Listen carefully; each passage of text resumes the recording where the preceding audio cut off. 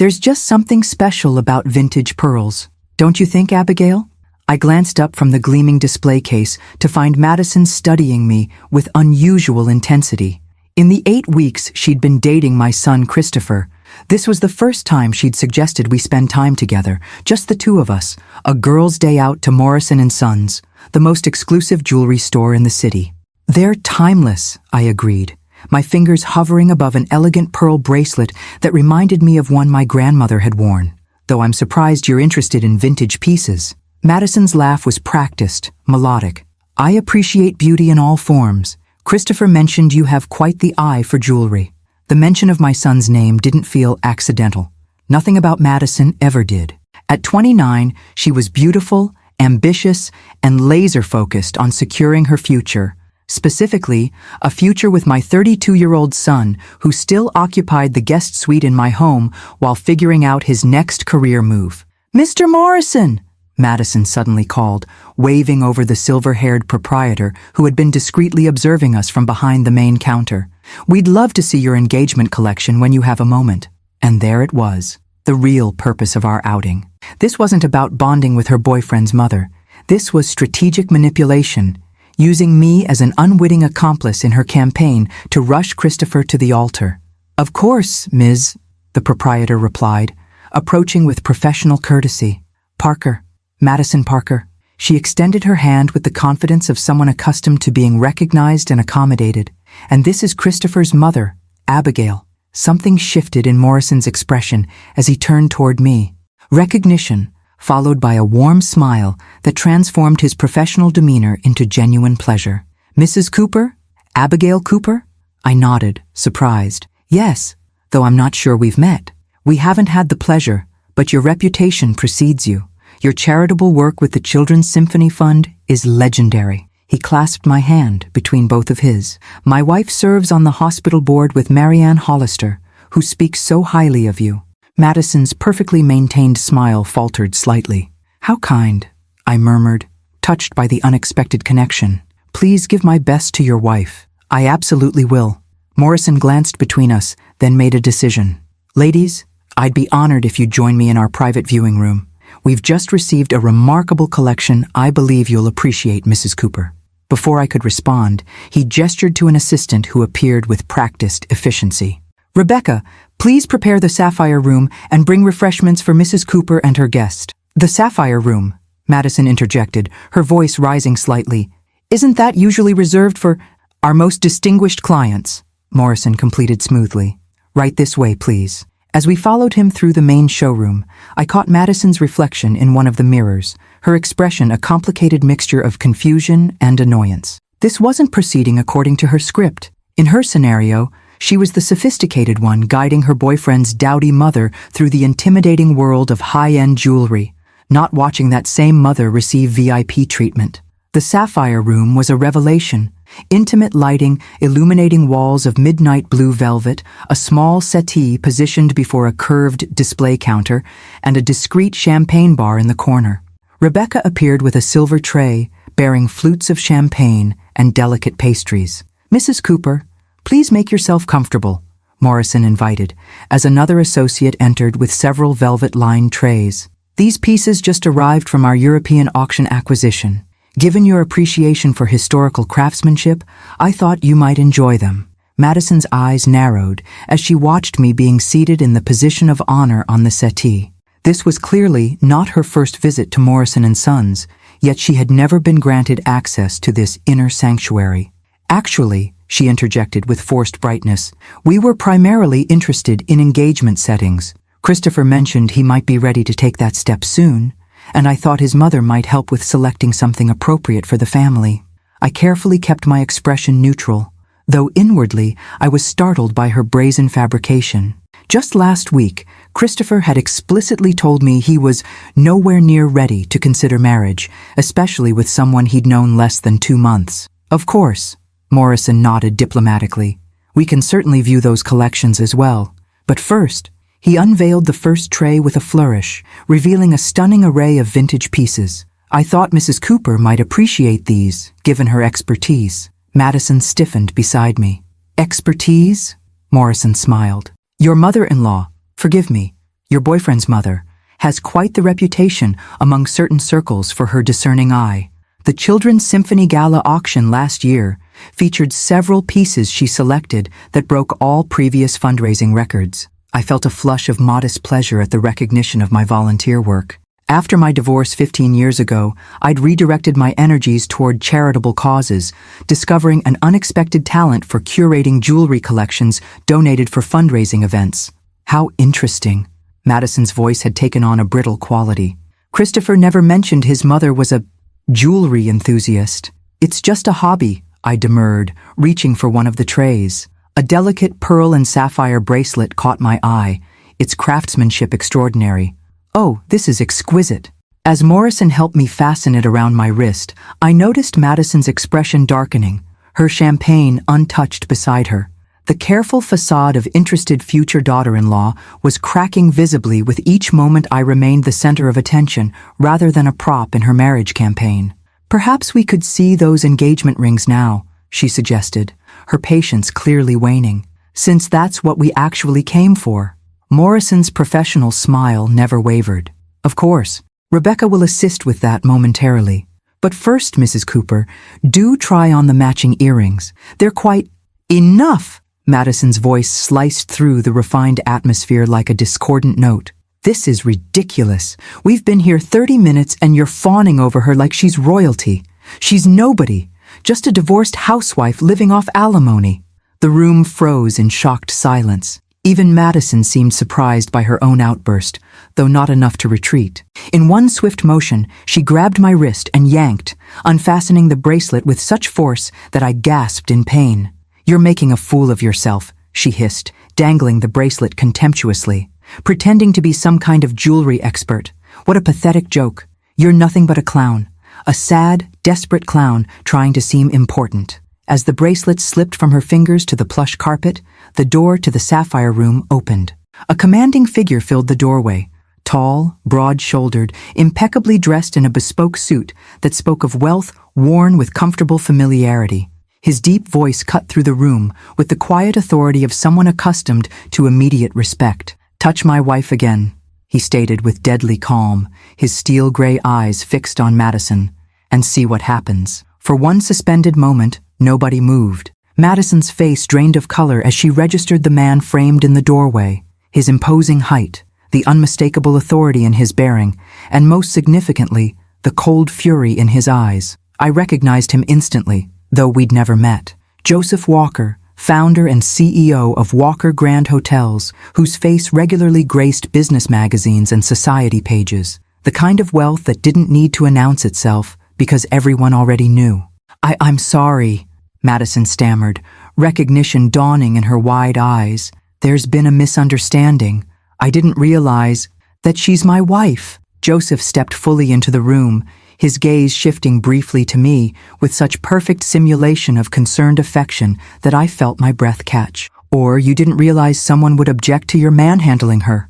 Without conscious thought, I slipped into the role he'd created. Survival instinct, perhaps, or simple appreciation for his unexpected intervention. "Darling," I said, my voice carrying just the right note of relieved gratitude. "I wasn't expecting you for another hour." Joseph moved to my side with smooth confidence, helping me to my feet with a gentleness that contrasted sharply with his intimidating presence. His hand at the small of my back felt steadying, almost familiar. "Meeting ended early," he replied, his eyes conveying a silent message. "Play along." Lucky timing, it seems. Madison had gone from pale to ashen. "Mr. Walker, I had no idea. Mrs. Cooper never mentioned. I would never have—" "And yet you did," he cut her off, voice deceptively soft. "Called my wife a clown, I believe? Questioned her worth? In my experience, Ms. Parker," she whispered. "Madison Parker. Ms. Parker. In my experience, people reveal their true character not when things are going their way, but precisely in moments like these." He bent to retrieve the bracelet from the floor, examining it before placing it carefully in my palm, closing my fingers around it with a gesture both protective and possessive. The performance was masterful. I found myself wondering if he'd had theatrical training or if commanding a room came naturally to men of his stature. "It won't happen again," Madison promised, desperation evident in every syllable. Please, this is all a terrible misunderstanding. Christopher, Abigail's son, and I are practically engaged. We're practically family." "Practically," Joseph echoed, the single word somehow devastating in its skepticism. Morrison, who had observed this unexpected drama with professional discretion, finally spoke. "Perhaps Miss Parker would like to view our engagement collection in the main showroom while Mrs. Cooper recovers from this unfortunate incident." The graceful exit opportunity wasn't lost on Madison, who nodded frantically. "Yes, that would be perfect. Abigail, I'm truly sorry. Mr. Walker, it was an honor to meet you, despite the circumstances." Neither of us acknowledged her apology as Rebecca escorted her from the sapphire room, the door closing with a decisive click behind them. In the sudden quiet, Joseph Walker stepped back, a respectful distance opening between us now that our audience had departed. "I apologize for the presumption, Mrs. Cooper," he said, his voice warmer but still formal. It seemed the most expedient way to address the situation. "No apology necessary, Mr. Walker." I found myself smiling despite the lingering shock of Madison's behavior. That was quite the gallant rescue. "Joseph, please." He returned my smile, the severity of his expression transforming into something unexpectedly charming. "And it was my pleasure. Though I must admit, I've never acquired a wife quite so suddenly before." A surprised laugh escaped me. "Nor have I found myself married without my knowledge. Abigail Cooper." I extended my hand, which he took with a courtly inclination of his head. "I know." At my raised eyebrow he clarified, "Morrison mentioned your name when I arrived for my appointment. I was waiting in the adjacent room when I overheard the disturbance." Morrison cleared his throat discreetly. "I'll give you both a moment of privacy. Mrs. Cooper, please take all the time you need. The bracelet, of course, remains available for your consideration whenever you're ready." After he departed, Joseph gestured to the settee. "May I join you? I believe we have a rather unusual introduction to process." As we sat, I studied him more carefully. Distinguished was the word that came to mind. Silver hair that enhanced rather than aged him, lines around his eyes that spoke of laughter rather than hardship, and an ease within himself that suggested a man comfortable with his place in the world. "Thank you," I said simply. She caught me completely off guard. "Family can do that," he observed, his perceptiveness surprising me. "Though I gather she's not actually family yet?"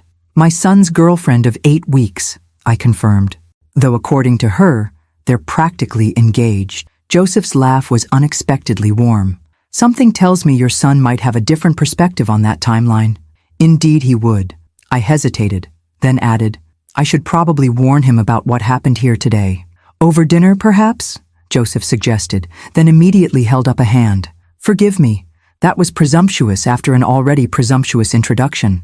I found myself considering his suggestion with more seriousness than I would have expected. There was something refreshingly direct about him, a clarity of purpose without games or manipulation, the precise opposite of what I'd just experienced with Madison. "Actually," I heard myself saying, "dinner would be lovely, as a proper thank you for your timely intervention.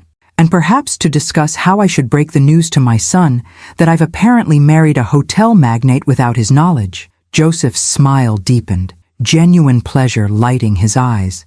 "I know just the place, assuming you're comfortable being seen with your new husband, of course." For the first time since Madison's outburst, I felt the tension fully leave my body, replaced by an unexpected flutter of anticipation. "Well," I replied with newfound lightness, "we might as well enjoy our honeymoon period while it lasts." Joseph's chosen restaurant was discreetly elegant, a hidden gem tucked away from the city's more ostentatious dining establishments. No sign announced its presence, just a simple brass plate beside a heavy oak door that read, "Oliveira's, one of the city's best-kept secrets," Joseph explained, as the maitre d' led us to a secluded corner table. "Family-owned for 3 generations. The kind of place where you'll never see a cell phone at the table or hear anyone name-dropping." "How refreshing," I replied, appreciating the understated sophistication. White tablecloths, muted lighting from actual candles, and enough space between tables that conversations remained private. Once seated with menus and wine suggestions, I studied Joseph more carefully. "So, Mr. Walker." "Joseph," he corrected gently. "Joseph," I amended. Do you often ride to the rescue of strange women being berated in jewelry stores, or was today a special occasion? His laugh lines deepened. I assure you today was unprecedented, though I must confess, I was already aware of who you were before the incident. This surprised me. Oh? Morrison mentioned your name when I arrived for my appointment, something about the Symphony Fund. It registered because I've contributed to their annual gala, though we've never crossed paths there. The coincidence made me smile. I've chaired the auction committee for the past 5 years. Small world. Indeed, he held my gaze a moment longer than strictly necessary. Though I suspect you and I have been moving in adjacent circles for some time without intersecting. There was something unexpectedly compelling about his direct manner. No games, no pretense, just straightforward interest. After 15 years of navigating post-divorce dating scenes filled with agenda-laden interactions, the simplicity was almost disorienting. And what brought you to Morrison's today? I asked. Since we're now apparently married, I should probably know what my husband shops for at exclusive jewelers. His expression softened with remembered affection.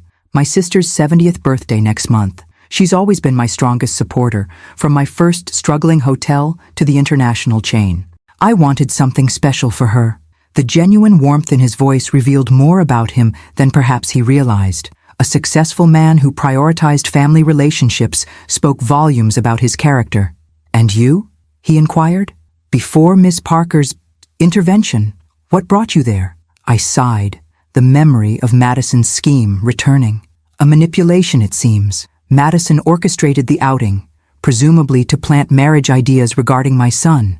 I suspect she thought I'd be so dazzled by expensive jewelry that I'd start dropping hints to Christopher about proposals. Instead, she discovered you were already known and respected there, Joseph observed. That clearly wasn't in her script. No, I agreed as our wine arrived. Madison has a very specific view of me as the boring, irrelevant mother who should be grateful for her attention. Finding out I had any sort of independent identity beyond Christopher's mom threw her completely. Joseph raised his glass in a small toast. To independent identities, then. As we clinked glasses, I felt an unexpected flutter of connection. There was something liberating about sharing a meal with someone who had no preconceptions about me, no shared history to navigate, no family dynamics to consider, just two adults enjoying each other's company. I should warn you, I said after our first course arrived, I may need to call my son after dinner. Given Madison's temperament, I suspect she's already crafting a version of today's events that paints her as the victim.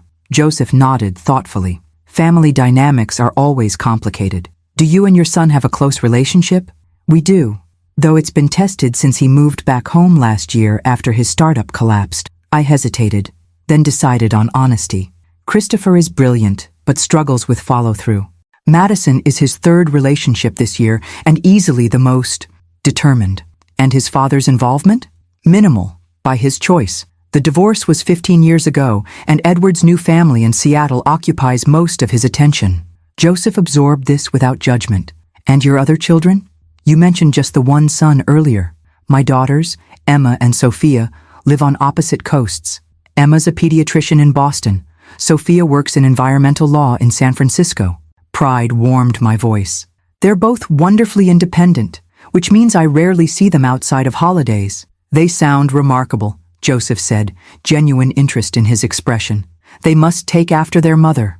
The compliment, delivered without flattery, brought unexpected warmth to my cheeks. Kind of you to say, though you know very little about me, beyond my apparent ability to attract drama in jewelry stores. I know you volunteer significant time to children's causes, he countered. I know Morrison holds you in high esteem, which says something about both your character and your expertise. And I know you handled a deeply uncomfortable situation today with remarkable grace. His observations, specific and thoughtful rather than generic flattery, struck me. This man actually paid attention, a rarer quality than one might expect. Your turn, I said, deflecting from my sudden self-consciousness. Tell me something about Joseph Walker that isn't in the business profiles. He considered this, his expression thoughtful. I make terrible pancakes but excellent omelets. I collect first edition mystery novels. And despite owning hotels around the world, I'm happiest at my lake cabin in Vermont, where the internet connection is questionable at best. Each detail revealed a man more nuanced than his public persona suggested. As our dinner progressed through excellent food and surprisingly easy conversation, I found myself genuinely enjoying his company. His dry humor, his thoughtful questions, his evident interest in my responses. By dessert, I realized with some surprise that I hadn't once checked my phone or thought about Madison's drama in over an hour. For the first time in longer than I could remember, I was simply present, engaged in the moment with someone who seemed equally engaged with me. When Joseph insisted on driving me home despite my protest that I could easily call a car service, I found myself accepting with unexpected pleasure. After all, he said with that warm smile that was becoming familiar, what kind of husband would I be if I didn't see my wife safely home? Joseph's Bentley had just pulled away from my driveway when I noticed Christopher's car parked on the street, unusual for a Tuesday evening when he typically worked late. The living room lights blazed despite the hour, another deviation from routine. I had barely closed the front door when my son's voice came from the direction of the kitchen, tight with barely contained emotion. "Mom, is that you? We need to talk." The "we" was immediately apparent. Madison sat at my kitchen island, eyes reddened in a perfect simulation of distress, while Christopher paced nearby, his expression thunderous. They'd clearly been waiting for my return, a coordinated ambush. "Good evening," I said calmly, setting my purse on the entryway table. "This is unexpected." "Unexpected?" Christopher's voice rose. "You humiliate Madison at some fancy jewelry store, and you call that unexpected?" I evaluated the scene with newfound clarity. Madison had arrived first with her version of events, one that obviously cast her as the innocent victim of my apparent snobbery. "I see Madison's shared her perspective on today's outing," I observed, moving into the kitchen with deliberate composure. "I'm curious what exactly she told you happened." Madison sniffled delicately, reaching for Christopher's hand as if requiring support. "I just wanted us to have a nice day together, to bond, and then you were so different at the store, cold. When I admired those engagement rings, you practically sneered." My eyebrows rose of their own accord. "Is that what happened?" "And then," she continued, voice quavering perfectly, "when I tried to comfort you because the salesperson was ignoring you, you completely overreacted. Had security remove me. It was humiliating, Christopher. All because I wanted to include your mother in our happiness. The fabrication was breathtaking in its audacity. I might have admired her creativity if it weren't so calculating." Christopher ran a hand through his hair, his tell for extreme agitation since childhood. "Mom, what the hell? Madison was trying to include you in something important, and you went full ice queen on her? That's not like you." "No," I agreed quietly. "It's not like me at all." Madison must have sensed dangerous waters in my calm, because she quickly added, "I know you've been lonely since the divorce. Maybe seeing happy couples is difficult. I understand. I really do. We can forget the whole thing happened." The patronizing tone made my decision easier. I'd planned to speak with Christopher privately, to gently open his eyes to Madison's manipulations. But this performance demanded a different approach. "Christopher," I said evenly, "would you like to hear what actually happened today? Because Madison has just delivered a masterclass in creative fiction." Madison's eyes narrowed fractionally before widening in manufactured hurt. "See? This is exactly what I mean. So defensive, so hostile." "Actually," I continued, pulling out my phone, "let's start with why Madison really arranged today's outing. Not for bonding, but because she wanted to manipulate me into pressuring you toward a proposal." Christopher blinked, thrown off script. "What? No, that's not..." "She told the jewelry consultant we were there to look at engagement settings because you were ready to take that step soon. That you'd discussed marriage with her." "I never..." Christopher's confusion was evident. "We've only been dating 8 weeks. I've never mentioned marriage." Madison shifted tactics instantly, tears vanishing.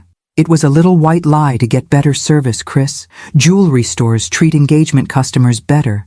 It wasn't serious. Then why tell me you were going there to bond with Abigail?" His voice had taken on a new edge. "Those are very different stories, Madison." She straightened, abandoning the victim pose entirely. "Does it matter?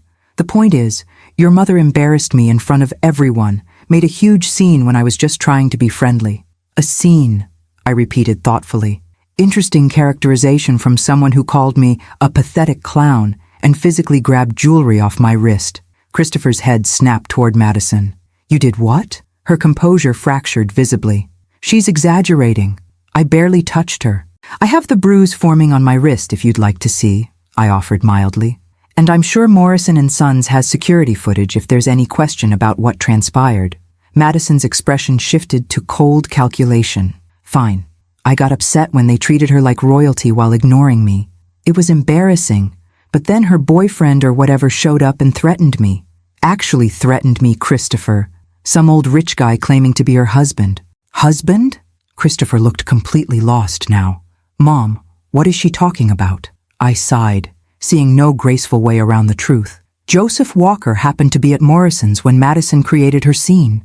He intervened when she became physically aggressive. Joseph Walker, Christopher repeated blankly. The hotel guy? From the business magazines? The same. Madison's eyes narrowed suspiciously. You seemed awfully cozy with him for someone you supposedly just met. And where have you been all evening? It's nearly 11. We had dinner, I replied simply, as a thank you for his intervention. It seemed the civilized thing to do. Christopher studied my face with new awareness. You had dinner with Joseph Walker, the billionaire. Millionaire, I believe, I corrected. And yes, he's quite charming when not defending strangers from hostile jewelry store encounters. Madison's face had transformed completely, naked calculation replacing any pretense of emotional distress. So that's where you've been all night, on a date with some rich guy you just met, while I've been here worried sick about our relationship. The manipulative pivot was almost impressive. Christopher, however, was no longer following her lead. His expression had shifted from anger to thoughtful assessment as he looked between us. Madison, he said finally, I think you should go home. We can talk tomorrow when everyone's calmer. But Chris, please, his voice was firm. I need to speak with my mother, alone. Her exit was a masterpiece of reluctance and wounded dignity, complete with a trembling kiss on Christopher's cheek and a tearful glance back from the doorway. The performance would have been more convincing if I hadn't seen how quickly she'd switched emotional displays throughout the evening. When the door closed behind her, Christopher turned to me with genuine confusion. Mom, what the hell is going on? Madison shows up hysterical, saying you humiliated her. Then you come home late from dinner with a famous billionaire who pretended to be your husband? None of this makes sense. I moved to the refrigerator, suddenly aware of how exhausting the day had been. It's a rather long story. Would you like some tea while I explain? So, let me get this straight, Christopher said, cradling his mug of tea as we sat in the living room. Madison took you to the jewelry store specifically to manipulate you into pushing me toward proposing to her? That appears to have been the plan, I confirmed. She seemed quite thrown when the staff recognized me and offered VIP treatment. It didn't fit her narrative of being the sophisticated one guiding her boyfriend's dowdy mother. Christopher winced. Has she always been this calculating? How did I miss it? She's skillful, I offered, not wanting to wound his pride further. And you've been focused on rebuilding after the startup failure. Sometimes we see what we need to see in relationships. He ran a hand through his hair again, a gesture so reminiscent of his childhood that my heart softened.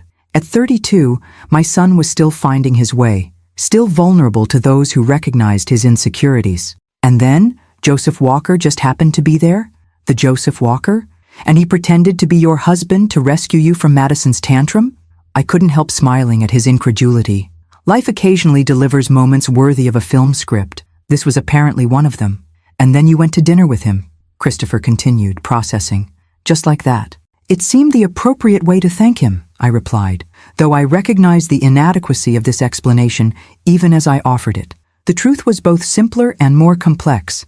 I had wanted to spend more time with Joseph, a realization that still surprised me. Christopher studied me with newfound attention. You like him. I enjoyed his company, I acknowledged carefully. He's intelligent, straightforward, and refreshingly free of agenda. Unlike Madison, Christopher added grimly. I didn't say that. You didn't have to. He set down his mug with a decisive click. I've been an idiot, haven't I?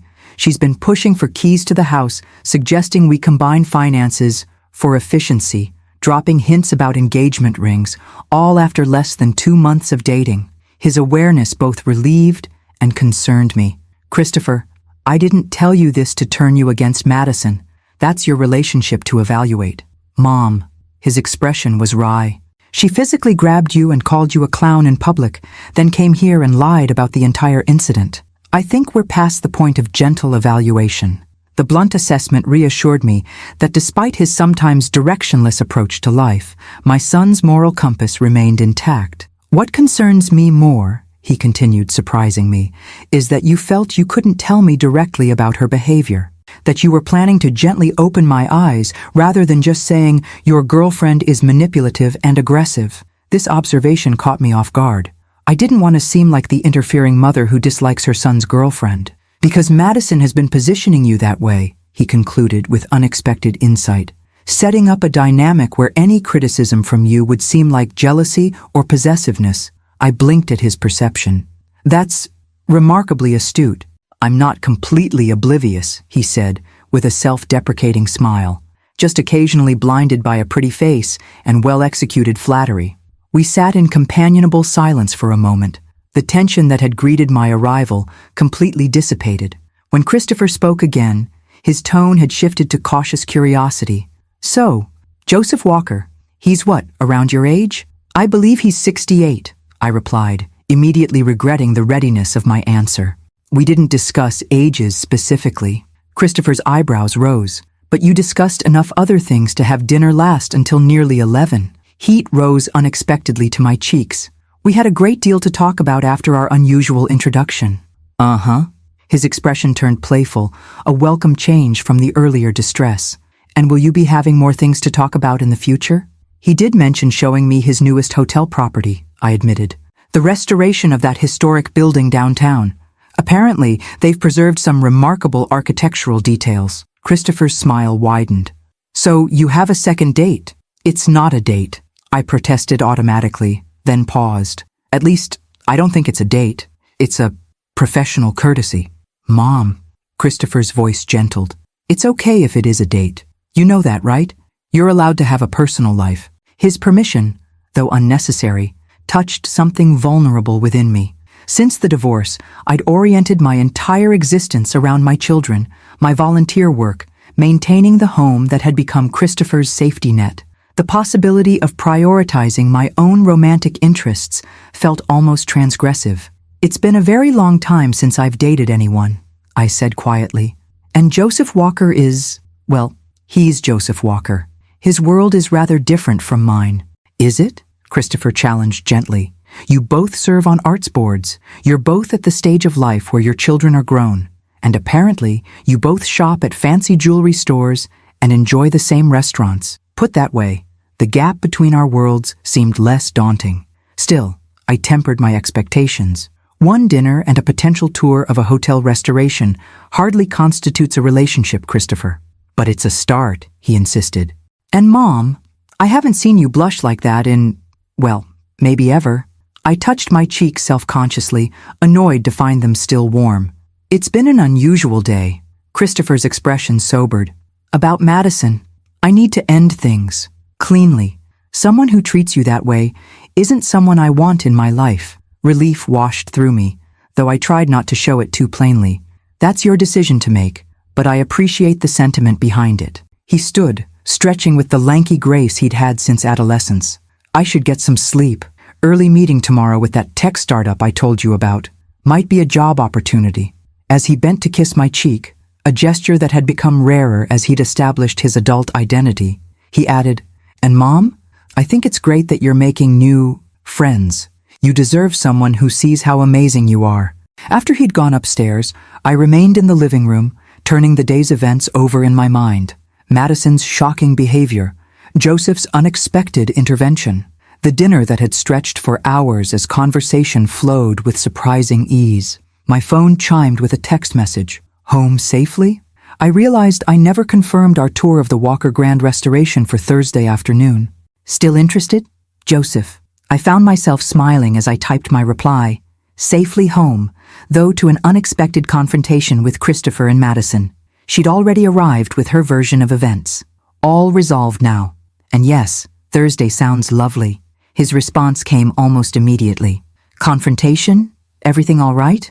I'm free for lunch tomorrow if you'd like to talk about it.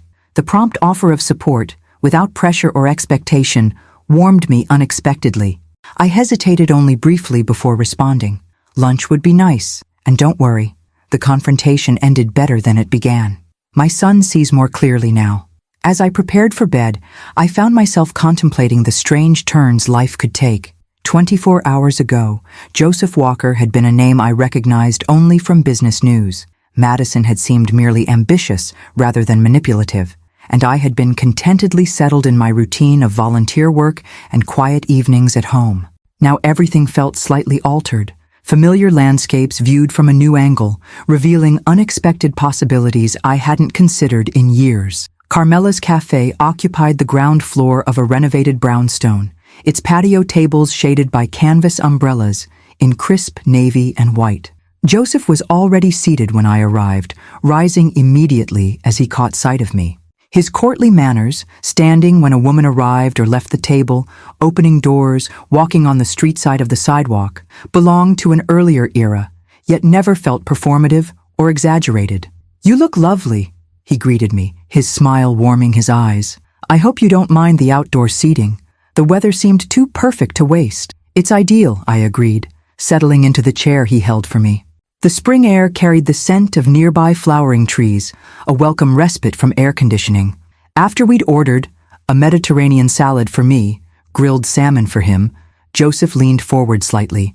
"So, tell me about this confrontation." I was concerned.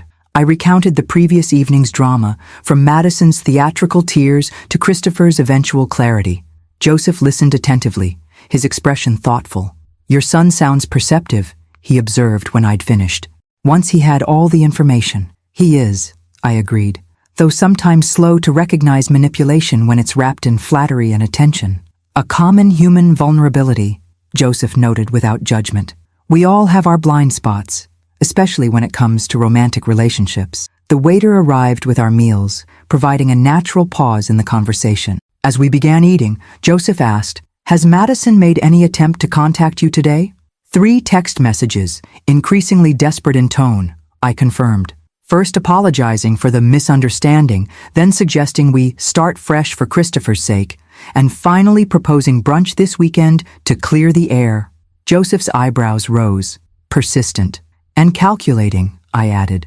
"She doesn't know that Christopher has already decided to end things. She's trying to neutralize me as a threat before he fully processes what happened." "Strategic," Joseph acknowledged, "though ultimately futile if your son has seen through the facade. Christopher texted that he's meeting her this evening to end things. He seemed quite resolved." Joseph studied me over his water glass. "And how do you feel about all this? Being thrust into the middle of your son's relationship drama couldn't have been pleasant." The question was refreshingly direct. Most people would have focused exclusively on the Madison situation or Christopher's reactions, skipping over my own experience entirely. "Relieved," I admitted, but also somewhat guilty for feeling relieved. No mother wants to be the catalyst for her child's breakup, even when it's clearly for the best. Joseph nodded. "The maternal instinct to protect your children from pain, even necessary pain." "Exactly. Though at 32, Christopher hardly needs my protection." "Don't be so sure," Joseph replied with a wry smile. "My sister still tries to protect me at 68. I suspect it's a lifelong impulse." This glimpse into his family dynamics intrigued me. "You've mentioned your sister several times. You must be close." "Elizabeth has been my rock since our parents died," he confirmed. "She's the reason I started the hotel business in the first place." I tilted my head questioningly, and he elaborated. "After college, I was working in commercial real estate, mostly office buildings. Lizzie was diagnosed with lupus, and her medical treatments required frequent travel to specialists. The accommodations in these medical centers were always abysmal, sterile, depressing, the last thing someone needs when facing health challenges." His expression softened with remembered determination. "I decided patients and their families deserved better. Converted an old building near Mayo Clinic into my first Walker Grand, luxury accommodations specifically designed for long-term medical stays with kitchenettes, comfortable workspaces for family members, and absolutely no hospital aesthetics. That's not the origin story I would have expected for a luxury hotel chain," I admitted, touched by the personal motivation behind his business empire. "Most people assume I started with business travelers or tourism," he acknowledged. "The medical focus is still there, though less prominent now. Every Walker Grand maintains a foundation suite in each property, reserved for families facing catastrophic medical situations. The revelation shifted my understanding of him. This wasn't wealth built on abstract market opportunities, but on addressing a deeply personal need, making difficult life moments more bearable for others. Your sister must be very proud of what you've built, I said. She reminds me regularly that she's responsible for my success, he replied with affectionate humor. Hence the birthday shopping expedition that led to our unconventional meeting. Our conversation meandered through lunch, touching on my volunteer work with the Symphony Fund, his latest hotel restoration, and eventually circling back to our planned tour on Thursday. Fair warning, Joseph said as we finished our coffee. The building is still actively under construction in some areas. I'll provide appropriate safety gear, but if you'd prefer to wait until it's further along, I'd love to see it in process, I assured him. The transformation is always the most interesting part. Something in my response seemed to please him. Most people only want to see the finished product, all evidence of effort and challenge carefully concealed. Then they miss the most compelling part of the story, I countered. How something becomes what it is matters more than its final appearance. Joseph's gaze held mine with unexpected intensity. Exactly. As he drove me home after lunch, a comfortable silence settled between us, the kind that felt neither empty nor demanding, just a peaceful shared space. When he pulled up to my driveway, I was surprised to see Christopher's car already there. He typically worked until evening on Wednesdays. It seems my son is home early, I observed, puzzled. Joseph glanced at the modest Tudor-style house that had been my home for 30 years. Perhaps he decided not to wait until evening to speak with Madison. Perhaps? I gathered my purse, then turned to Joseph with genuine appreciation. Thank you for lunch, and for listening to my family drama without judgment. I've enjoyed every minute, he replied, with a warmth that suggested complete sincerity. And I'm looking forward to Thursday. As I reached for the door handle, Joseph added, Abigail, whatever's happening with your son, remember you're not responsible for managing adult relationships that aren't your own. Your compassion is admirable, but don't let it become a burden. The insight was so precisely what I needed to hear that it momentarily rendered me speechless. For years, I'd shouldered responsibility for smoothing family tensions, anticipating needs, creating harmony often at the expense of my own preferences. Joseph had somehow recognized this pattern after just 2 conversations. I'll try to remember that, I said finally, though old habits die hard. His smile was understanding. The most worthwhile changes usually require practice. As Joseph's car disappeared down the street, I approached my front door with curiosity about Christopher's unexpected presence. When I entered, I found him in the kitchen, aggressively chopping vegetables with more force than the carrots required. You're home early, I observed, setting down my purse. Everything all right? He looked up, his expression a complex mixture of anger and relief. I ended things with Madison. Just now, not tonight as planned.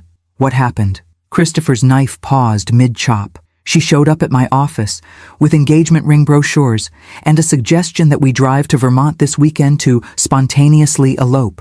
I blinked, momentarily speechless at the audacity. That's remarkably tone-deaf after yesterday's events. It gets better, he continued grimly.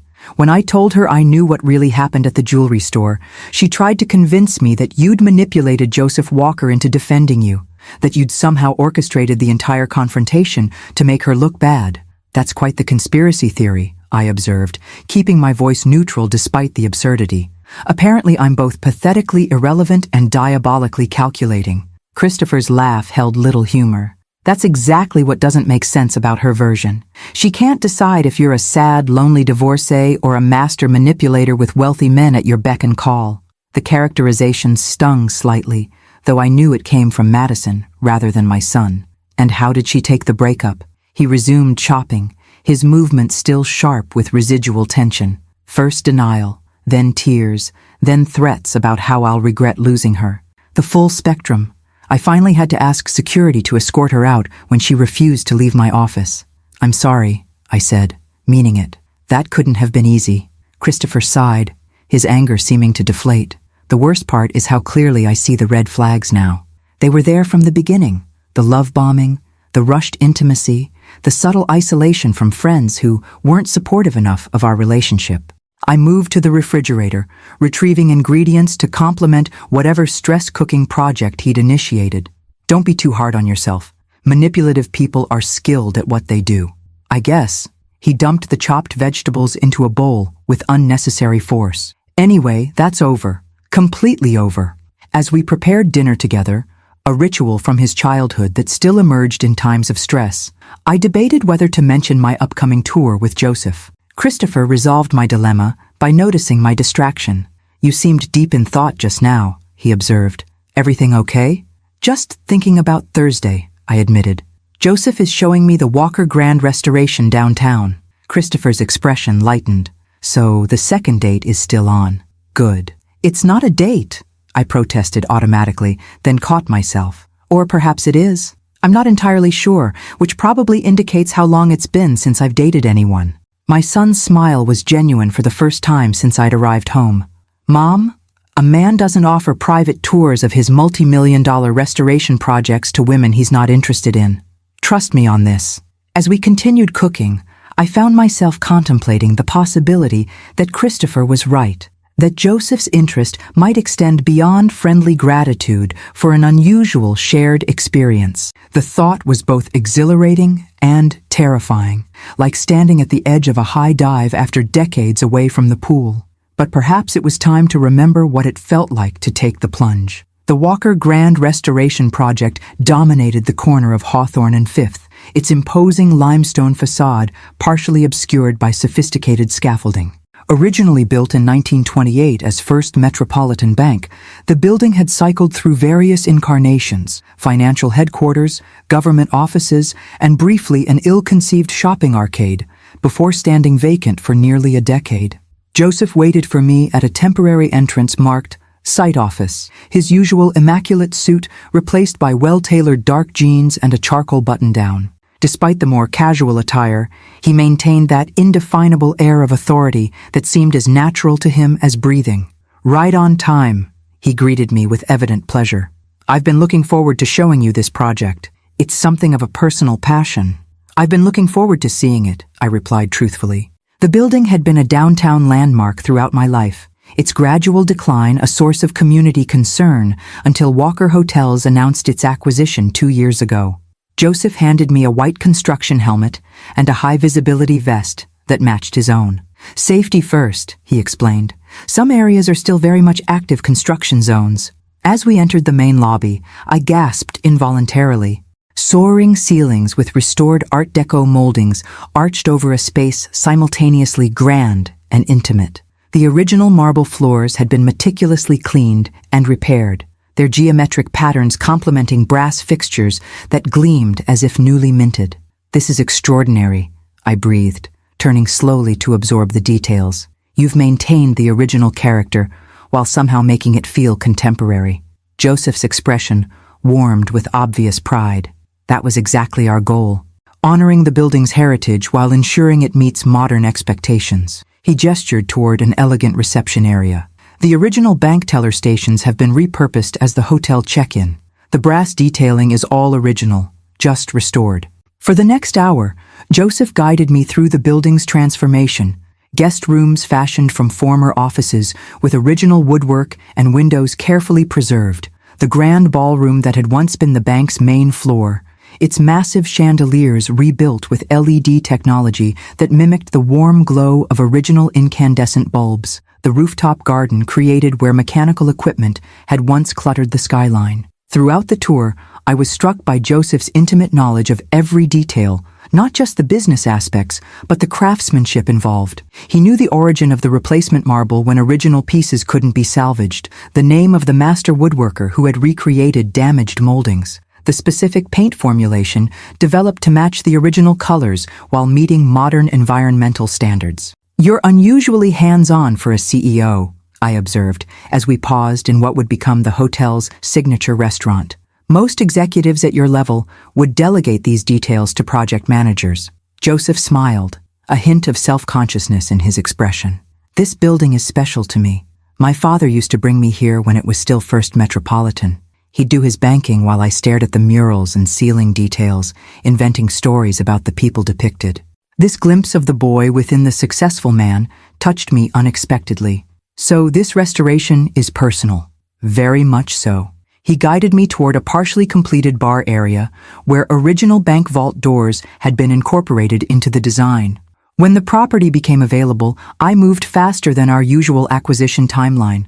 Some of my board thought I was being sentimental rather than strategic. And were you? I asked, genuinely curious. Both, he admitted with refreshing candor.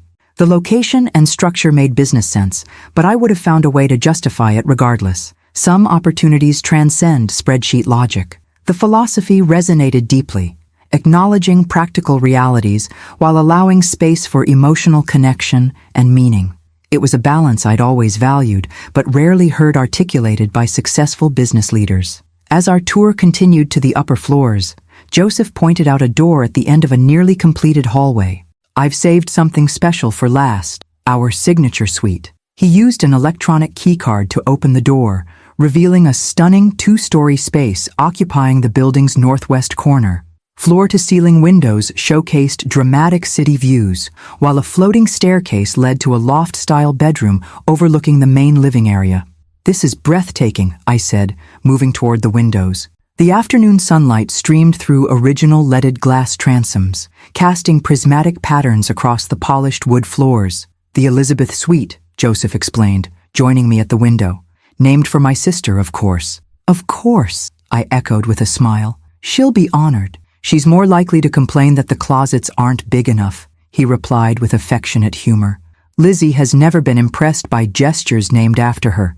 She prefers practical considerations." "A woman after my own heart," I observed, turning to take in the suite's thoughtful details. Reading nooks built into window embrasures, custom shelving that highlighted rather than concealed the room's architectural features, lighting designed to complement rather than compete with natural illumination.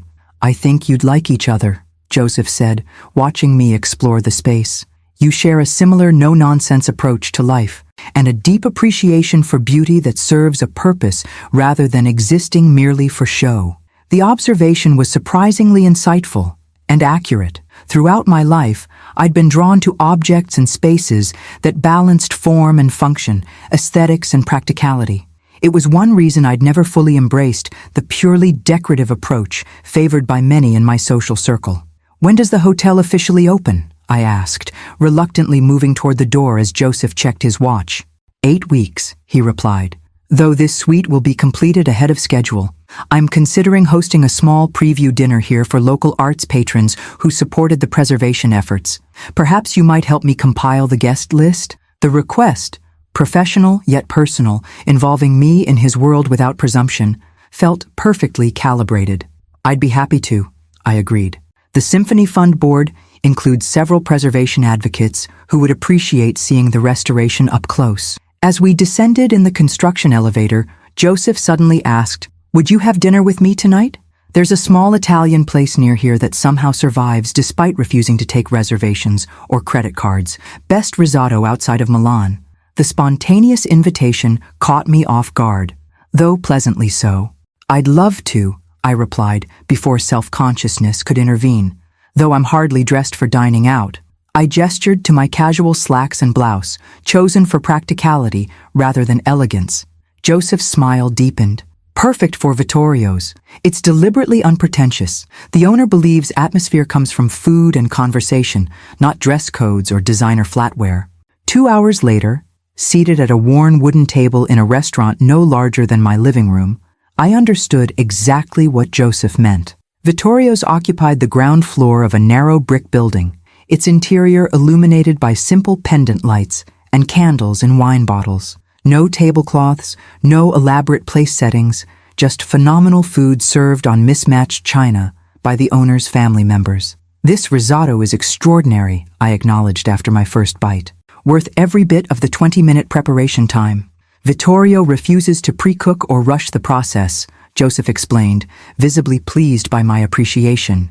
"He believes proper risotto requires patience and attention that can't be hurried." "A philosophy that applies to many worthwhile things," I observed, accepting a piece of crusty bread he offered from the shared basket. Joseph's eyes met mine with that direct gaze that seemed to see beyond social niceties. Indeed it does. As our dinner progressed, conversation flowed with the same natural ease I'd experienced during our previous encounters. We discovered shared perspectives on arts education, similar taste in mystery novels, and a mutual appreciation for jazz that had surprised us both in our younger years. My college roommates thought I was painfully old-fashioned, I admitted, laughing at the memory. While they were blasting rock music, I was playing Ella Fitzgerald and Duke Ellington. I would have fit right in with your outdated tastes, Joseph replied with a smile, though I confess a particular weakness for early Miles Davis that might have tested even your patience. This glimpse of his younger self, already moving against prevailing trends, following his own preferences rather than popular opinion, seemed entirely consistent with the man before me. Joseph Walker had built his success not by chasing existing markets, but by recognizing unmet needs others had overlooked. As Vittorio himself brought our espresso after dinner, he exchanged rapid Italian with Joseph, who responded with surprising fluency. The older man glanced at me with obvious approval before departing with a knowing smile. "Do I want to know what that was about?" I asked, amused by the transparent assessment. Joseph looked momentarily embarrassed. He said, "I've been coming here alone for too many years, and it's good to see me with a beautiful, intelligent woman who appreciates proper risotto." The compliment, filtered through Vittorio's observation rather than delivered directly, brought unexpected warmth to my cheeks. High praise indeed, if proper risotto appreciation is the standard. The highest, in Vittorio's estimation, Joseph confirmed with a smile that reached his eyes. He judges character primarily through food preferences and conversation quality. As Joseph drove me home later that evening, I found myself reluctant for the day to end. Our connection had deepened through shared appreciation of the hotel restoration and the simple pleasure of unhurried dining. The ease between us felt increasingly natural, as if we'd known each other far longer than the few days since our unconventional introduction. When he walked me to my door, another of those old-fashioned courtesies he performed without affectation, Joseph hesitated slightly, his confidence momentarily giving way to something more vulnerable. "I've enjoyed today immensely," he said, his voice carrying a warmth that sent a pleasant shiver through me despite the mild evening, both the tour and dinner afterward. "So have I," I replied with simple honesty. "Would it be too forward to ask when I might see you again?" The question held no presumption, just genuine interest. I found myself smiling at this courtly approach to dating, so different from the casual ambiguity that seemed to characterize modern relationships. "Not forward at all. I'd like that very much." Relief and pleasure mingled in his expression. "Perhaps the symphony concert this weekend? Brahms is on the program, if I recall correctly." "Saturday evening," I confirmed, impressed that he'd noted my involvement with the Symphony Fund. That would be lovely. As we confirmed details, I was acutely aware of standing at another kind of threshold, not just my physical doorway, but the entrance to something new and unexpected in my life. A relationship developing with natural momentum, built on mutual respect and genuine connection, rather than convenience or loneliness. When Joseph leaned forward to kiss my cheek in farewell, the brief contact carried a current of possibility that lingered long after his car had disappeared down the street. Inside, I found Christopher at the kitchen table, laptop open and papers spread around him. He glanced up with obvious curiosity. "The hotel tour extended into dinner, I see," he observed, checking the time. "Must have been quite the restoration project." "It was fascinating," I replied, deliberately ignoring his knowing tone. "The attention to historical detail while incorporating modern functionality is really quite remarkable." "Uh-huh. And the dinner after? Also remarkable architectural discussion?" I felt a smile tugging at my lips despite my attempt at composure. "We happened to be near a wonderful Italian restaurant. It would have been a shame not to experience it." Christopher's expression softened. "It's good to see you like this, Mom. You seem lighter somehow." The observation caught me by surprise. "Do I?" "Yeah." He closed his laptop, giving me his full attention. "For as long as I can remember, you've been focused on everyone else. Me, Emma, Sophia, your volunteer work. It's nice to see you excited about something that's just for you." His perception both touched and unsettled me. Had I really become so self-effacing that my own son had noticed? Had my determined self-sufficiency after the divorce calcified into a life defined solely by service to others? "We're going to the symphony on Saturday," I found myself saying. "Joseph and I." Christopher's smile widened. A third date, definitely not a coincidence anymore. As I prepared for bed that night, I found myself contemplating this new path opening before me. Unexpected, unplanned, yet somehow feeling right in a way I hadn't experienced in years. Joseph Walker had entered my life through the strangest of circumstances, yet our connection had quickly transcended its unusual beginning. Saturday suddenly felt very far away. Symphony Hall glowed with soft amber light as Joseph and I climbed the grand staircase toward the mezzanine. He had insisted on the premium seats, claiming the acoustics were superior, though I suspected he simply enjoyed the privacy they offered compared to the more crowded main floor. "You look beautiful," he said as we reached the top of the stairs, his appreciation evident in his gaze. I'd chosen a midnight blue dress I hadn't worn in years, its simple elegance suddenly feeling appropriate again after long relegation to the back of my closet. "Thank you," I replied, unexpectedly pleased by the compliment. "You clean up rather well yourself." Joseph smiled, adjusting his perfectly tailored jacket with mock vanity. High praise from a woman who's seen me in a construction helmet. As we moved toward our seats, I noticed several acquaintances from the Symphony Fund watching us with poorly concealed curiosity. Marianne Hollister, the board president, caught my eye with a raised eyebrow and approving smile. I'd known most of these people for years, yet had rarely appeared at social functions with a companion. Joseph's presence beside me was undoubtedly providing fodder for discreet conversation. "I believe we're causing a minor sensation," Joseph observed quietly, clearly noting the same attention I had. "Shall I wave, or would that be too theatrical?" His humor put me at ease. "Let's maintain the mystery.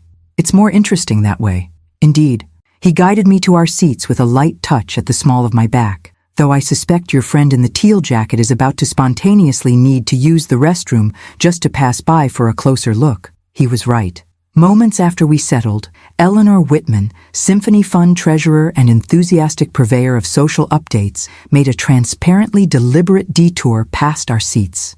"Abigail, what a lovely surprise," she exclaimed with practiced surprise. "It's been ages since you've attended a performance." "Hello, Eleanor," I replied pleasantly. "I believe we saw each other at the fund meeting just last week." "Oh, of course," she agreed, her attention already shifting to Joseph. "And you've brought a guest? How wonderful." I performed the necessary introduction. "Eleanor Whitman, this is Joseph Walker. Joseph, Eleanor serves on the Symphony Fund board with me." Joseph stood with that old-world courtesy I'd come to appreciate, taking Eleanor's extended hand. "A pleasure to meet you, Mrs. Whitman. The Symphony Fund's work is remarkable." Eleanor practically vibrated with the networking opportunity that had fallen into her lap. "Mr. Walker, the hotel developer. Why, we've been hoping to approach you about our annual gala. Perhaps you'd consider hosting it at your new downtown property once it's completed." "I'd be happy to discuss possibilities," Joseph replied smoothly. "Perhaps Abigail could arrange a meeting through proper channels next week." His response was perfect. Polite, but firmly redirecting Eleanor's impromptu fundraising attempt to appropriate professional pathways, while simultaneously making clear that tonight was personal, not business. Eleanor retreated with visible reluctance, though I had no doubt the news of Joseph Walker accompanying Abigail Cooper to the symphony would circulate through certain social circles before the first note was played. "Well handled," I murmured, as Joseph resumed his seat. "I've had practice," he replied with a wry smile. "Though, usually it's business opportunities rather than charitable galas being pitched at inappropriate moments." "The hazards of success," I observed. "Among many," he agreed, "though present company makes such minor intrusions entirely worthwhile." The simple compliment warmed me more than elaborate flattery could have. Before I could respond, the house lights dimmed and the conductor appeared to enthusiastic applause. The Brahms Symphony had been a favorite of mine since college, its emotional depth and structural complexity rewarding repeated listening. I found myself particularly moved tonight, perhaps because of the man beside me, perhaps because of my own changing circumstances. The music seemed to speak directly to this unexpected chapter in my life, The gradual awakening of possibilities I'd long ago filed away as no longer relevant. Midway through the second movement, Joseph's hand found mine in the darkened theater, his fingers intertwining with mine in a gesture both tentative and certain. The simple connection, warm, solid, present, felt more significant than its physical reality might suggest. I tightened my grip slightly in response, an acknowledgement of something unfolding between us that required no words. When intermission arrived, we joined the flow of patrons heading toward the grand lobby. Joseph kept my hand in his, a public declaration of connection that felt both novel and natural. "Your symphony fund has created something truly special here," he observed as we found a quiet corner away from the bustling refreshment tables. "The orchestra is world-class." "The current conductor has transformed the program," I agreed. "When I first joined the board, they were struggling to fill seats. Now most performances sell out weeks in advance. Evidence that excellence, properly supported, will find its audience," Joseph said, his gaze meeting mine with warmth that suggested he wasn't only discussing music. The moment was interrupted by a commotion near the main entrance. Raised voices, a security guard moving quickly through the crowd, patrons turning with expressions of alarm and curiosity. "What on earth?" I murmured, standing on tiptoe to see over the gathering crowd. The answer arrived with horrifying clarity as Madison's voice cut through the sophisticated hum of conversation. "I need to speak with Abigail Cooper. It's an emergency about her son." My heart seemed to stop momentarily. Christopher had mentioned dinner with colleagues from the tech startup he was courting for employment. Had something happened? Joseph's expression hardened as he recognized the voice. "That's Madison," I confirmed grimly. "Christopher's ex, who is apparently claiming an emergency involving him," Joseph added, his tone sharpening with concern. "Do you think something's actually happened to your son?" I was already reaching for my phone. "Let me check." Before I could complete the call, Madison spotted us across the lobby. Her appearance was significantly different from our last encounter. Her usually perfect makeup slightly smudged, her designer dress rumpled, her hair disheveled in a way that suggested deliberate disarrangement rather than actual disorder. "Abigail," she called, pushing past a security guard who attempted to intercept her. "Thank God, it's Christopher. He needs you." Joseph placed himself slightly in front of me, a subtle protective gesture. "Ms. Parker," he acknowledged coolly. "What seems to be the emergency?" Madison faltered momentarily at Joseph's presence, clearly not having anticipated finding us together. She recovered quickly, her expression morphing into calculated distress. "Mr. Walker, Christopher's been in an accident. He asked for his mother." Her voice broke with theatrical precision. "He's at Memorial Hospital." Cold fear gripped me, despite my suspicions about Madison's credibility. I completed my call to Christopher, holding my breath as it rang. "Mom?" My son's voice, perfectly normal and slightly confused, answered on the third ring. "Everything okay? I'm at dinner with the Vertex team." Relief washed through me, quickly replaced by anger as I realized the extent of Madison's manipulation. "You're not at Memorial Hospital? You haven't been in an accident?" "What? No." Alarm colored his voice. "Why would you think that?" "Madison is here at Symphony Hall, claiming there's been an emergency," I explained, watching her face pale as she realized her lie had been exposed in real time. "She said you were asking for me." "That's insane," Christopher replied, his voice hardening. "I'm perfectly fine. Put her on the phone." I extended my phone toward Madison, whose expression now cycled rapidly between defiance and desperation. "He'd like to speak with you." She backed away, shaking her head. "This is all a misunderstanding. I received a call. Someone must have been playing a prank." "Ms. Parker," Joseph interrupted with quiet authority. "Either speak with Christopher now, or I'll be forced to involve security more directly. Creating a false emergency in a public venue could have serious consequences." Madison's composure cracked completely. "This is your fault," she hissed at me, abandoning all pretense of concern. "You've turned him against me. 3 years of groundwork ruined because you couldn't mind your own business." 3 years? I repeated, momentarily confused. "You've only known Christopher for 2 months. A calculating smile spread across Madison's face despite her disheveled appearance. "That's what he thinks. I've been positioning myself in his path for much longer. The startup he's interviewing with? My uncle sits on their board. His favorite coffee shop? I researched his routine for weeks. Nothing about our chance meeting was chance at all. The revelation of such methodical manipulation stunned me into momentary silence. Joseph, however, maintained his composure. "That's quite enough," he said firmly, gesturing to the security personnel who had been hovering nearby. "This woman created a false emergency to disrupt the event. Please escort her out." As security approached, Madison made one final desperate attempt. "You don't understand what's at stake. His trust fund vests on his 33rd birthday, just 3 months away. Do you know how long I've been planning this?" Her words hung in the air, shocking in their naked calculation. I stared at this woman who had targeted my son as if he were nothing more than a financial acquisition, her admission more damning than any accusation I could have made. "Christopher can hear you," I said quietly, holding up my phone where the call was still connected. Every word. Madison's face drained of color as she finally registered the active phone call. Without another word, she turned and fled, pushing past security and disappearing through the main doors before they could stop her. Joseph placed a steadying hand on my arm. "Are you all right?" I realized I was trembling slightly, not from fear, but from retroactive horror at how close this predatory woman had come to permanently entangling herself with my son. "Christopher?" I spoke into the phone. "Did you hear?" "Everything," he confirmed, his voice tight with controlled anger. 3 years, Mom. She's been stalking me for 3 years, planning how to access my trust fund. "I'm so sorry," I said, inadequate words for such a disturbing revelation. "Not your fault." His voice steadied slightly. "Look, finish your evening, we'll talk tomorrow. I'm fine, just furious and slightly nauseated at the thought of how calculated this all was." After reassurances and goodbyes, I ended the call, looking up to find Joseph watching me with concern. "Symphony Security is confirming she's left the premises," he informed me, "and I've asked them to alert the parking attendants not to allow her back in tonight." The thoughtfulness of his precautions touched me. "Thank you for everything.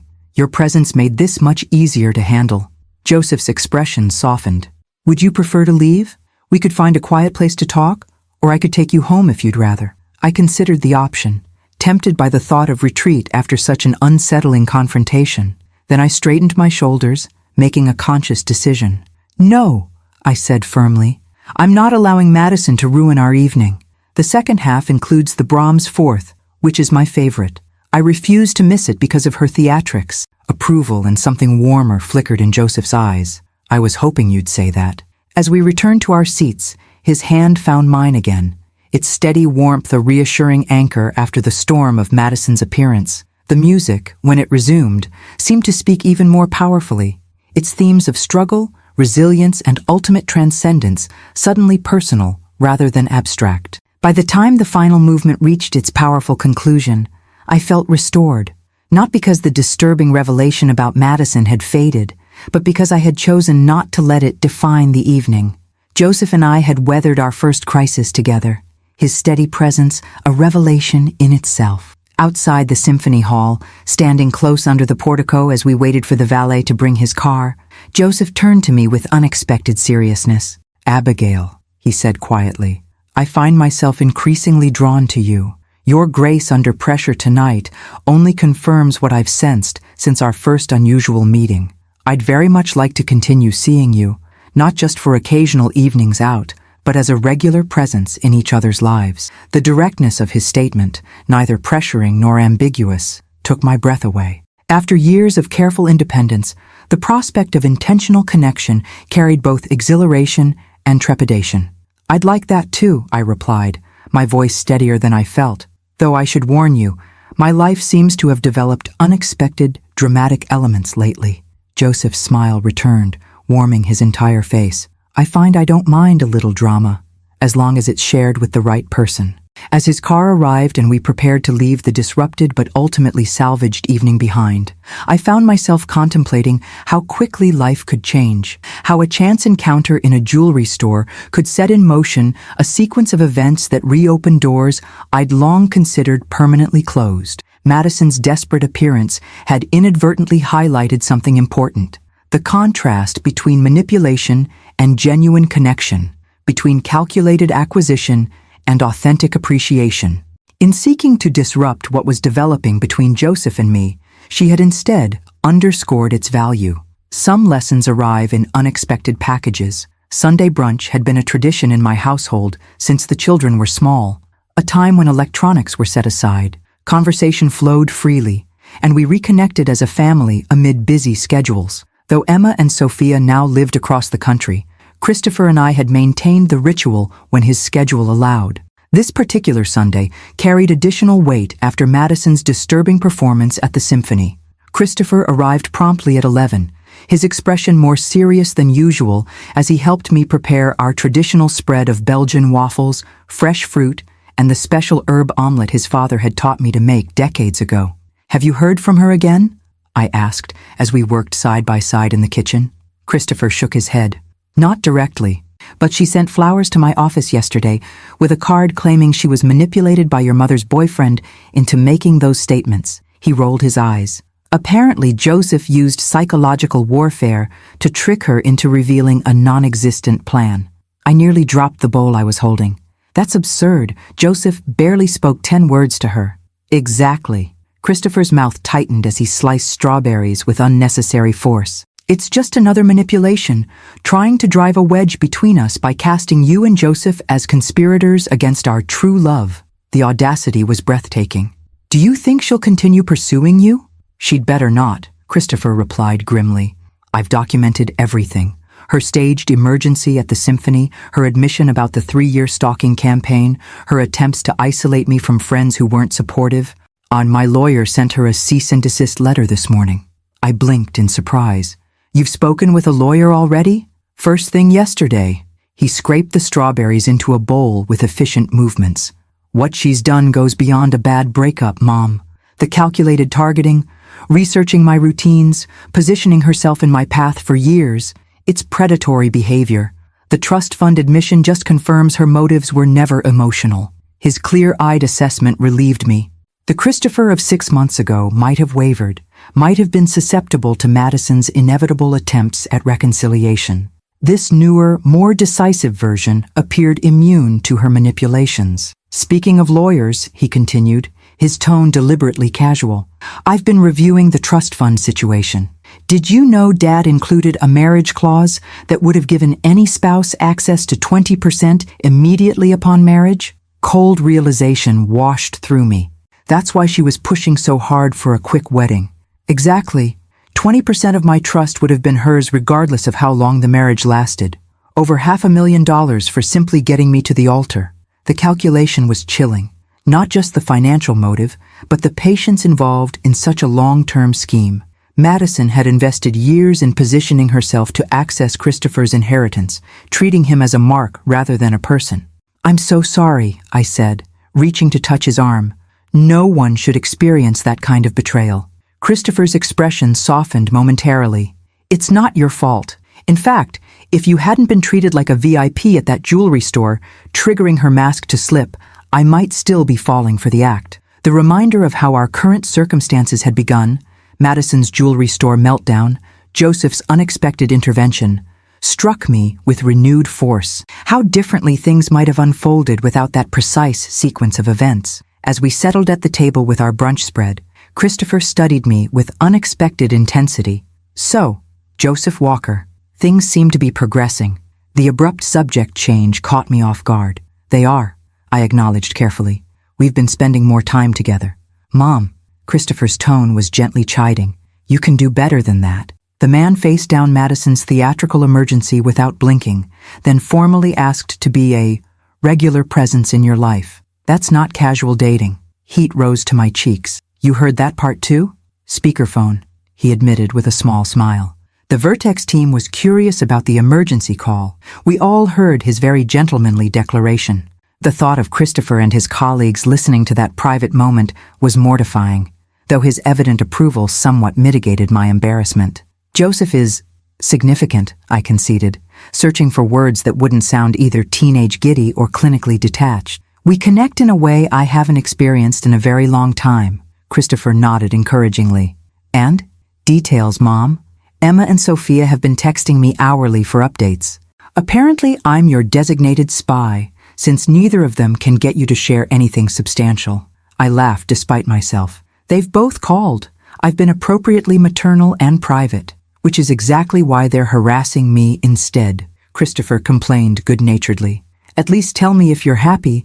That's all any of us really want to know. The simple question caught me by surprise. Was I happy? The immediate, uncomplicated yes that rose to my consciousness was answer enough. I am, I said simply. Unexpectedly so. Christopher's smile was genuine. Good. You deserve it.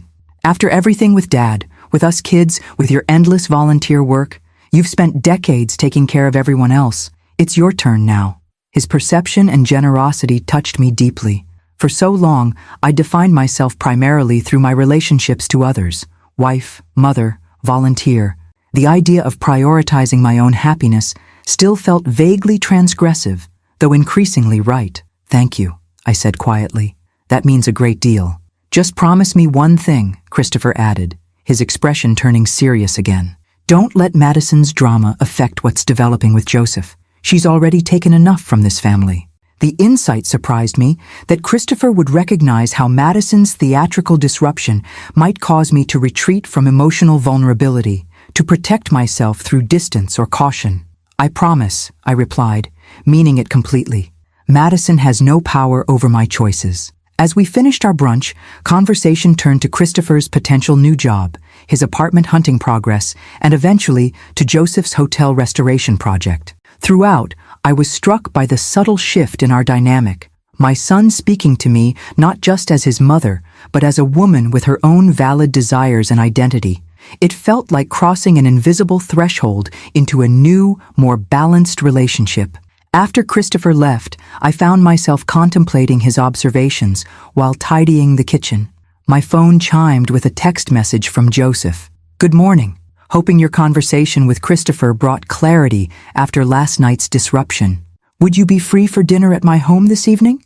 Nothing elaborate, just quieter than a restaurant. Let me know if that would be comfortable for you.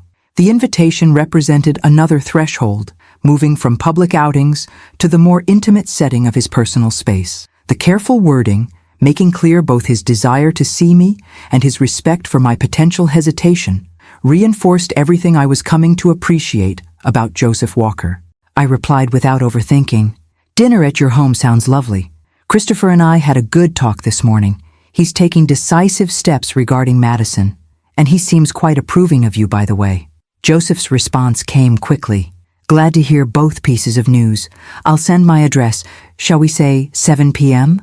Dress is comfortable casual. Looking forward to seeing you, Abigail. As I moved through my Sunday routine, reading the newspaper, answering emails from Symphony Fund committee members, watering the plants on my sun porch, I found myself contemplating the accelerating changes in my life. In just 3 weeks, I had gone from comfortable predictability to something far more dynamic. A son finally establishing independence, a manipulative, almost daughter-in-law dramatically exposed, and most surprisingly, a relationship blossoming with a man who had entered my life through the strangest of circumstances. The prospect of dinner at Joseph's home that evening carried a weight beyond the simple social engagement it might appear. It represented another step toward something I had never expected to find again at 65, a genuine partnership based on mutual respect, shared values, and that indefinable chemistry that couldn't be manufactured or forced. For the first time in longer than I could remember, I found myself genuinely excited about the future, not just accepting of what might come, but actively anticipating it. Life, it seemed, still had surprises in store, even for those who thought their most significant chapters were already written. Joseph's home surprised me. I had expected something grand and imposing, a mansion befitting his success, perhaps in one of the city's exclusive, gated communities. Instead, his address led me to a renovated brownstone in the historic district, its elegant facade maintaining period authenticity while discreetly incorporating modern elements. The interior continued this thoughtful balance between preservation and innovation. Original hardwood floors gleamed beneath carefully chosen lighting. Contemporary furniture complemented rather than competed with architectural details that had been meticulously restored. Art adorned the walls, not the ostentatious status pieces that often populated wealthy homes, but a curated collection that revealed genuine appreciation for various styles and periods. This is beautiful, I said, as Joseph gave me a brief tour. Not at all what I expected. Too modest for a supposed hotel magnate? He asked with a hint of self-deprecation. Not modest, authentic, I clarified. It feels like a home rather than a showcase. There's intention in every detail. Joseph's expression warmed at my observation. That was precisely my goal. I spend my professional life creating spaces for others. This needed to be genuinely mine. The kitchen revealed another surprise. Professional-grade appliances clearly used regularly rather than maintained for show. As Joseph checked something simmering on the stove, the comfortable familiarity of his movements confirmed my suspicion. You actually cook, I observed. Not just for special occasions. One of life's essential pleasures, he confirmed, adding fresh herbs to whatever was creating the enticing aroma that filled the space. My mother insisted all her children learn. Never be dependent on restaurants or other people for basic sustenance, she would say. I smiled at the practical wisdom. My mother taught me for similar reasons, though I suspect her motivations were more about traditional gender roles than independence. Different era, different approach, Joseph acknowledged. Though the result is the same, the ability to create something nourishing from basic ingredients. He gestured toward the counter where a bottle of wine was breathing. Would you mind pouring while I finish this sauce? The easy domesticity of the moment struck me. The natural way we moved around each other in the kitchen, the absence of performative gallantry that might have had him insisting on doing everything himself, the simple pleasure of shared tasks. It felt surprisingly comfortable for a first visit to his home. Over dinner, a perfectly prepared salmon with a complex sauce that put my own efforts to shame. Conversation flowed with the same ease I'd come to expect in Joseph's company. We discussed books we'd recently read, shared memories of favorite travel destinations, and eventually circled back to the events of the previous evening. I've been concerned about how Madison's disruption affected you, Joseph admitted, his expression serious. That kind of calculated drama can be deeply unsettling. It was, I acknowledged, though not for the reasons she intended. I was initially terrified something had actually happened to Christopher. Once I knew he was safe, my primary emotion was retroactive horror at how thoroughly she had targeted him. Joseph nodded thoughtfully. The premeditation is particularly disturbing. 3 years of positioning herself in his path suggests a level of calculation beyond ordinary manipulation. Christopher has involved his lawyer, I said, relieved again by my son's decisive response. He's taking it more seriously than I might have expected, which is reassuring. Good. Clear boundaries are essential with someone that determined. Joseph refilled our wine glasses with the excellent Pinot Noir he'd selected. And how are you feeling about it all now, a day removed? The question was characteristic of him, looking beyond surface reactions to my deeper experience, genuinely interested in my perspective rather than simply offering platitudes or solutions. Grateful, honestly, I replied after considering. As disturbing as the situation is, I'm grateful it was exposed before Madison could legally entangle herself with Christopher or access his trust fund. And I'm grateful for your presence during the confrontation. Joseph's expression softened. I'm glad I was there, though I have no doubt you would have handled it capably on your own. Perhaps, I acknowledged, but it was considerably better not having to. A comfortable silence settled between us as we finished our meal, the kind of quiet that feels connective rather than empty. Joseph seemed as content as I was to simply be present without filling every moment with words. After dinner, he led me to a small terrace overlooking a surprisingly lush garden tucked behind the brownstone. String lights twinkled among carefully tended plants, creating an intimate oasis that felt removed from the city surrounding us. This is magical, I said, genuinely impressed by the transformation of what must have originally been a modest urban space. My sanctuary, Joseph replied, settling beside me on a comfortable love seat. After days of meetings and decisions affecting hundreds of employees and thousands of guests, this garden reminds me of a different kind of responsibility.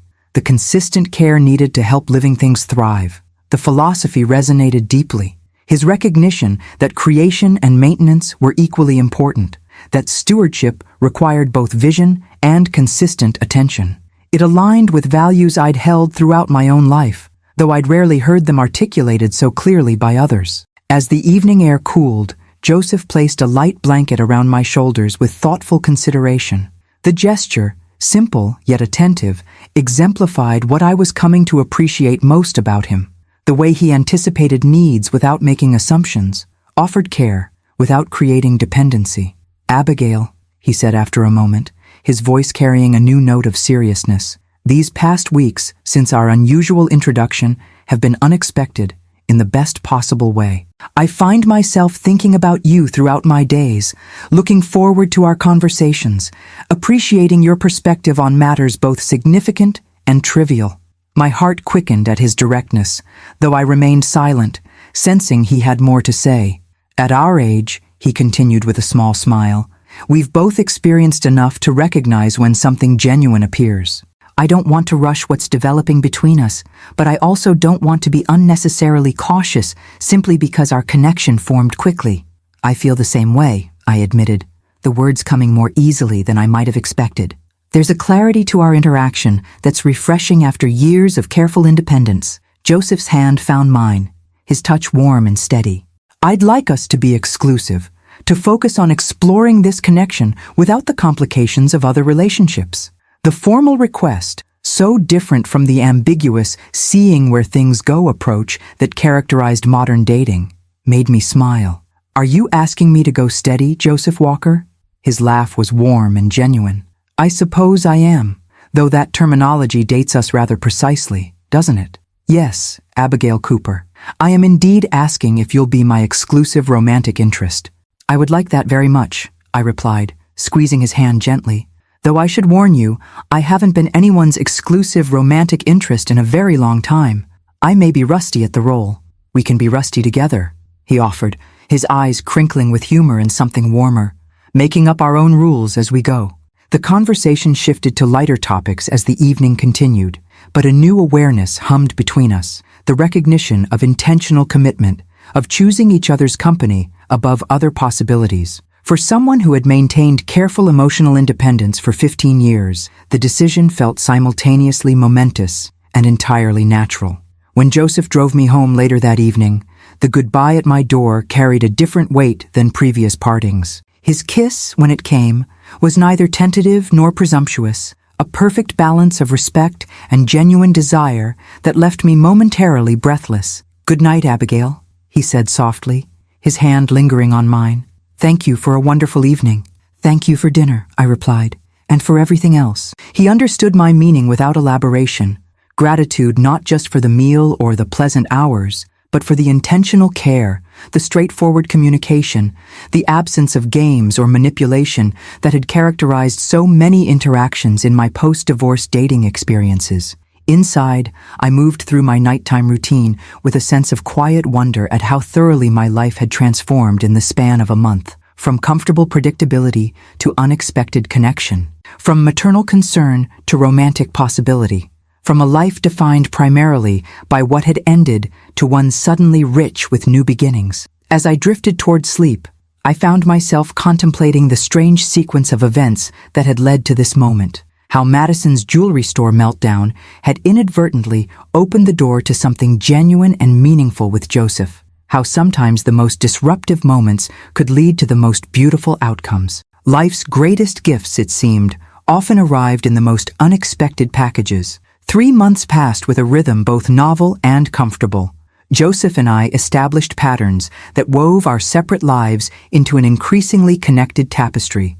Tuesday dinner at his home, Friday evenings at cultural events, Sunday brunches that sometimes included Christopher when his schedule allowed. Between these anchor points, we shared spontaneous lunches, afternoon walks, and the occasional workday phone call just to hear each other's voice.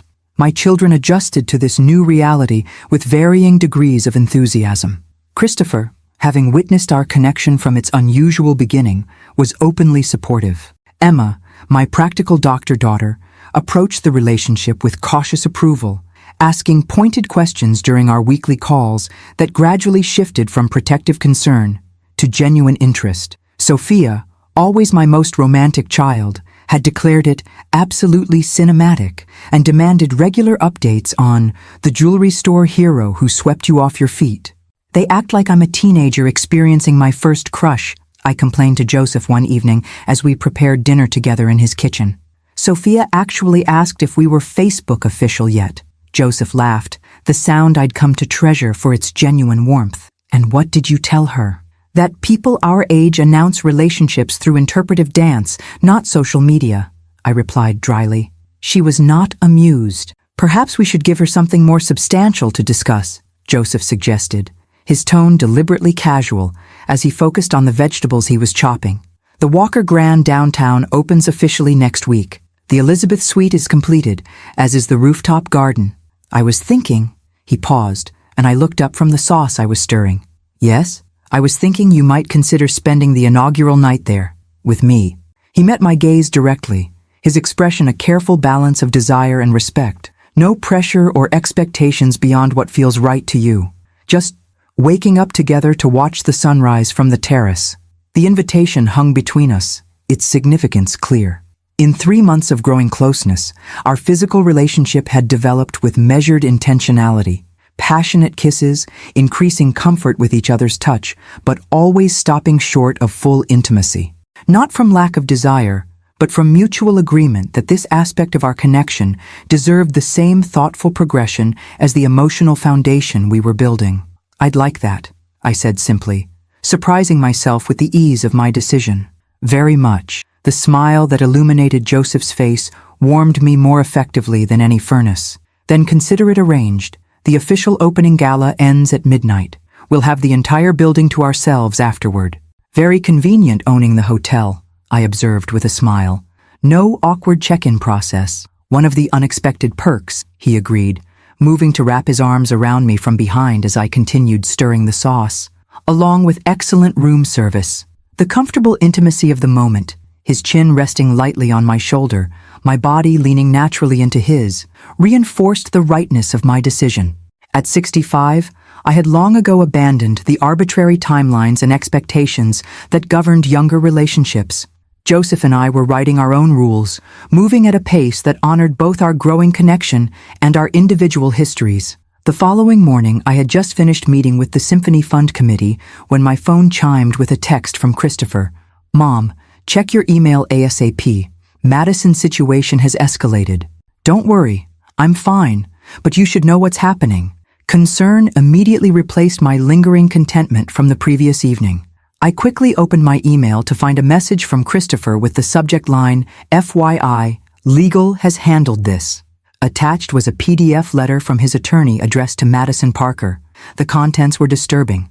Apparently, Madison had begun contacting Symphony Fund board members, including Marianne Hollister, with claims that I was mentally unstable and being manipulated by a predatory boyfriend. She had suggested that my judgment was compromised and I should be removed from the board for the organization's protection. Additionally, she had somehow obtained Joseph's private email address and sent him a rambling message claiming that I had a history of attaching myself to wealthy men and was only interested in his money and status. Christopher's attorney had responded with an expanded cease and desist letter, threatening immediate legal action if any further contact was attempted with me, my associates, or Joseph. The firmly worded document made reference to documented evidence of Ms. Parker's systematic campaign of defamation and harassment, suggesting Christopher had been collecting proof of her actions. A second message from Christopher arrived as I was processing this information. Legal says she's likely escalating because the previous C&D didn't specify contacting people close to you. This one covers all bases. Joseph already knows. I reached out to him directly when we discovered the email she sent him. Call me when you can. I sat in my car, momentarily overwhelmed by Madison's persistent intrusion into our lives. What had begun as a manipulative relationship with my son had transformed into a vindictive campaign against me personally, apparently triggered by my role in exposing her true nature, and perhaps more significantly, by my evident happiness with Joseph. Before I could call Christopher, my phone rang with Joseph's distinctive tone. I just saw the email from Christopher, I said, without preamble. I'm so sorry you've been dragged into this. Don't apologize for someone else's inappropriate behavior, Joseph replied, his voice calm, but with an underlying steel that I'd rarely heard. Christopher's attorney appears to have the situation well in hand. I can't believe she's now targeting the Symphony Fund board, I said, still processing the extent of Madison's vindictiveness. What could she possibly hope to accomplish? From what I understand of such behavior patterns, it's less about practical goals and more about inflicting pain, Joseph observed. You're happy. She's not. That's intolerable to someone with her particular psychology. His clinical assessment helped me step back from the emotional impact of Madison's actions. You're probably right, though it's disturbing to be the target of such focused negativity. Would you like to have dinner tonight? Joseph asked, his tone softening. Not our usual Tuesday arrangement, but perhaps you shouldn't be alone with this fresh development. The offer touched me deeply.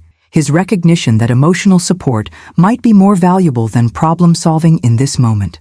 I would appreciate that, though I assure you, I'm more irritated than upset. Even irritation deserves good wine and better company, Joseph replied. Shall I pick you up at 7? After we disconnected, I called Christopher, who confirmed what the email had conveyed. Madison's attempts to damage my reputation had been swiftly addressed by his legal team, with documented warnings that any further contact would result in immediate legal proceedings, including potential restraining orders. I'm sorry she shifted her focus to you, Mom, Christopher said, genuine regret in his voice. This is all because of her original fixation on me. It's not your fault, I assured him. Madison's behavior is her responsibility alone. After a moment's hesitation, I added, though I admit I'm curious how she obtained Joseph's private email address. That's not exactly public information. Christopher's sigh carried clearly through the phone. That's actually concerning the legal team as well. It suggests either sophisticated research skills or the involvement of someone with access to non-public information. The implication was troubling, that Madison's resources might extend beyond what we'd initially assumed. Do you think she could be dangerous? Beyond these harassment tactics? The lawyer doesn't think so, Christopher replied, though with less certainty than I might have hoped. Her type typically avoids direct confrontation or anything that could have criminal consequences. They prefer psychological warfare, making accusations, spreading rumors, attempting to damage relationships and reputations. Still, I said thoughtfully, perhaps extra caution is warranted until we're certain this latest cease and desist has the intended effect. Agreed. Just be aware of your surroundings for the next few weeks, and let me know immediately if you receive any direct contact from her. After our call ended, I found myself sitting in my car, contemplating the strange trajectory that had brought us to this point. What had begun as Madison's calculated pursuit of Christopher's trust fund had somehow morphed into a vindictive campaign against me personally. The intensity of her focus was disturbing, though I took some comfort in Christopher's assessment that her type typically avoided direct confrontation. That evening, Joseph arrived at my home precisely at 7, a bottle of excellent wine in hand and concern evident in his expression despite his warm smile. "How are you really?" he asked once we were settled in my living room, glasses of Cabernet on the coffee table between us. "Honestly? More angry than frightened," I admitted. The idea that she would approach my colleagues with fabricated concerns about my mental stability is deeply offensive. Joseph nodded. Understandably so. Though from what Christopher shared, the Symphony Fund board members who received her messages were more concerned about her stability than yours. This made me smile despite my lingering irritation. Marianne did call to make sure I was aware of the situation. She described Madison's message as concerning in its intensity and assured me that no one took the accusations seriously. A testament to your reputation and standing in the community, Joseph observed. Madison fundamentally misunderstood the strength of your relationships if she thought anonymous accusations would undermine decades of demonstrated character. His perception helped shift my perspective from personal affront to recognition of the ineffectiveness of Madison's tactics. My standing with the Symphony Fund and other community organizations was built on years of reliable service and genuine connection. A desperate attempt to undermine that foundation was unlikely to succeed. "What about her message to you?" I asked, still troubled by this direct attempt to damage our relationship. "Christopher mentioned she sent something to your private email." Joseph's expression hardened momentarily before settling back into its usual composed warmth. "A rather transparent attempt to create doubt about your intentions, suggesting you have a pattern of targeting wealthy men and that I'm merely the latest victim of your supposed gold-digging tendencies. Despite the seriousness of the situation, I couldn't help a small laugh at the absurdity. Yes, my decades of volunteer work and modest lifestyle clearly indicate a master plan to trap unsuspecting millionaires. Precisely why it was so ineffective, Joseph replied with a smile. Anyone who knows you, or has spent more than 20 minutes in your company, would recognize the accusation as completely inconsistent with your character. As we transitioned to preparing dinner together, a simple pasta dish assembled from ingredients in my refrigerator, I felt the tension Madison's actions had created gradually dissipating.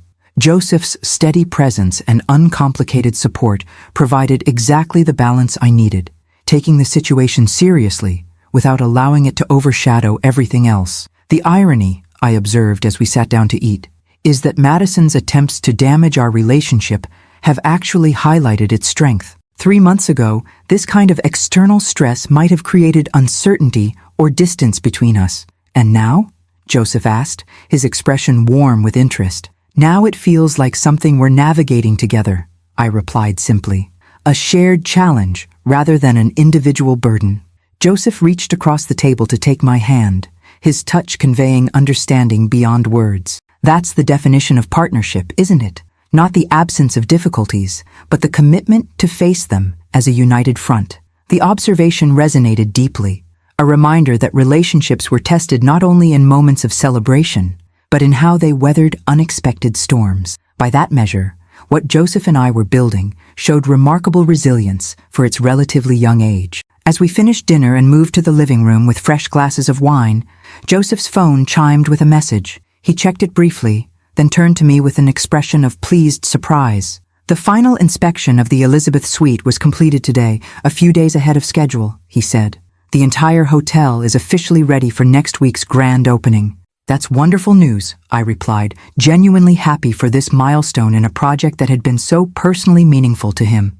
Elizabeth must be thrilled. She's suitably unimpressed, Joseph said with affectionate humor.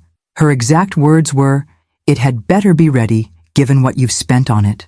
My sister has never been one for effusive praise. I laughed, having heard enough about Elizabeth to recognize the dynamic. Family keeps us humble. Indeed they do. Joseph hesitated briefly, then continued with a hint of uncertainty I rarely witnessed in him. I was wondering, would you consider changing our plans slightly? The suite is ready now, not just next week. We could have our special evening after dinner on Friday rather than waiting for the official opening. The invitation, spontaneous rather than carefully planned, carried a different energy than our previous discussion.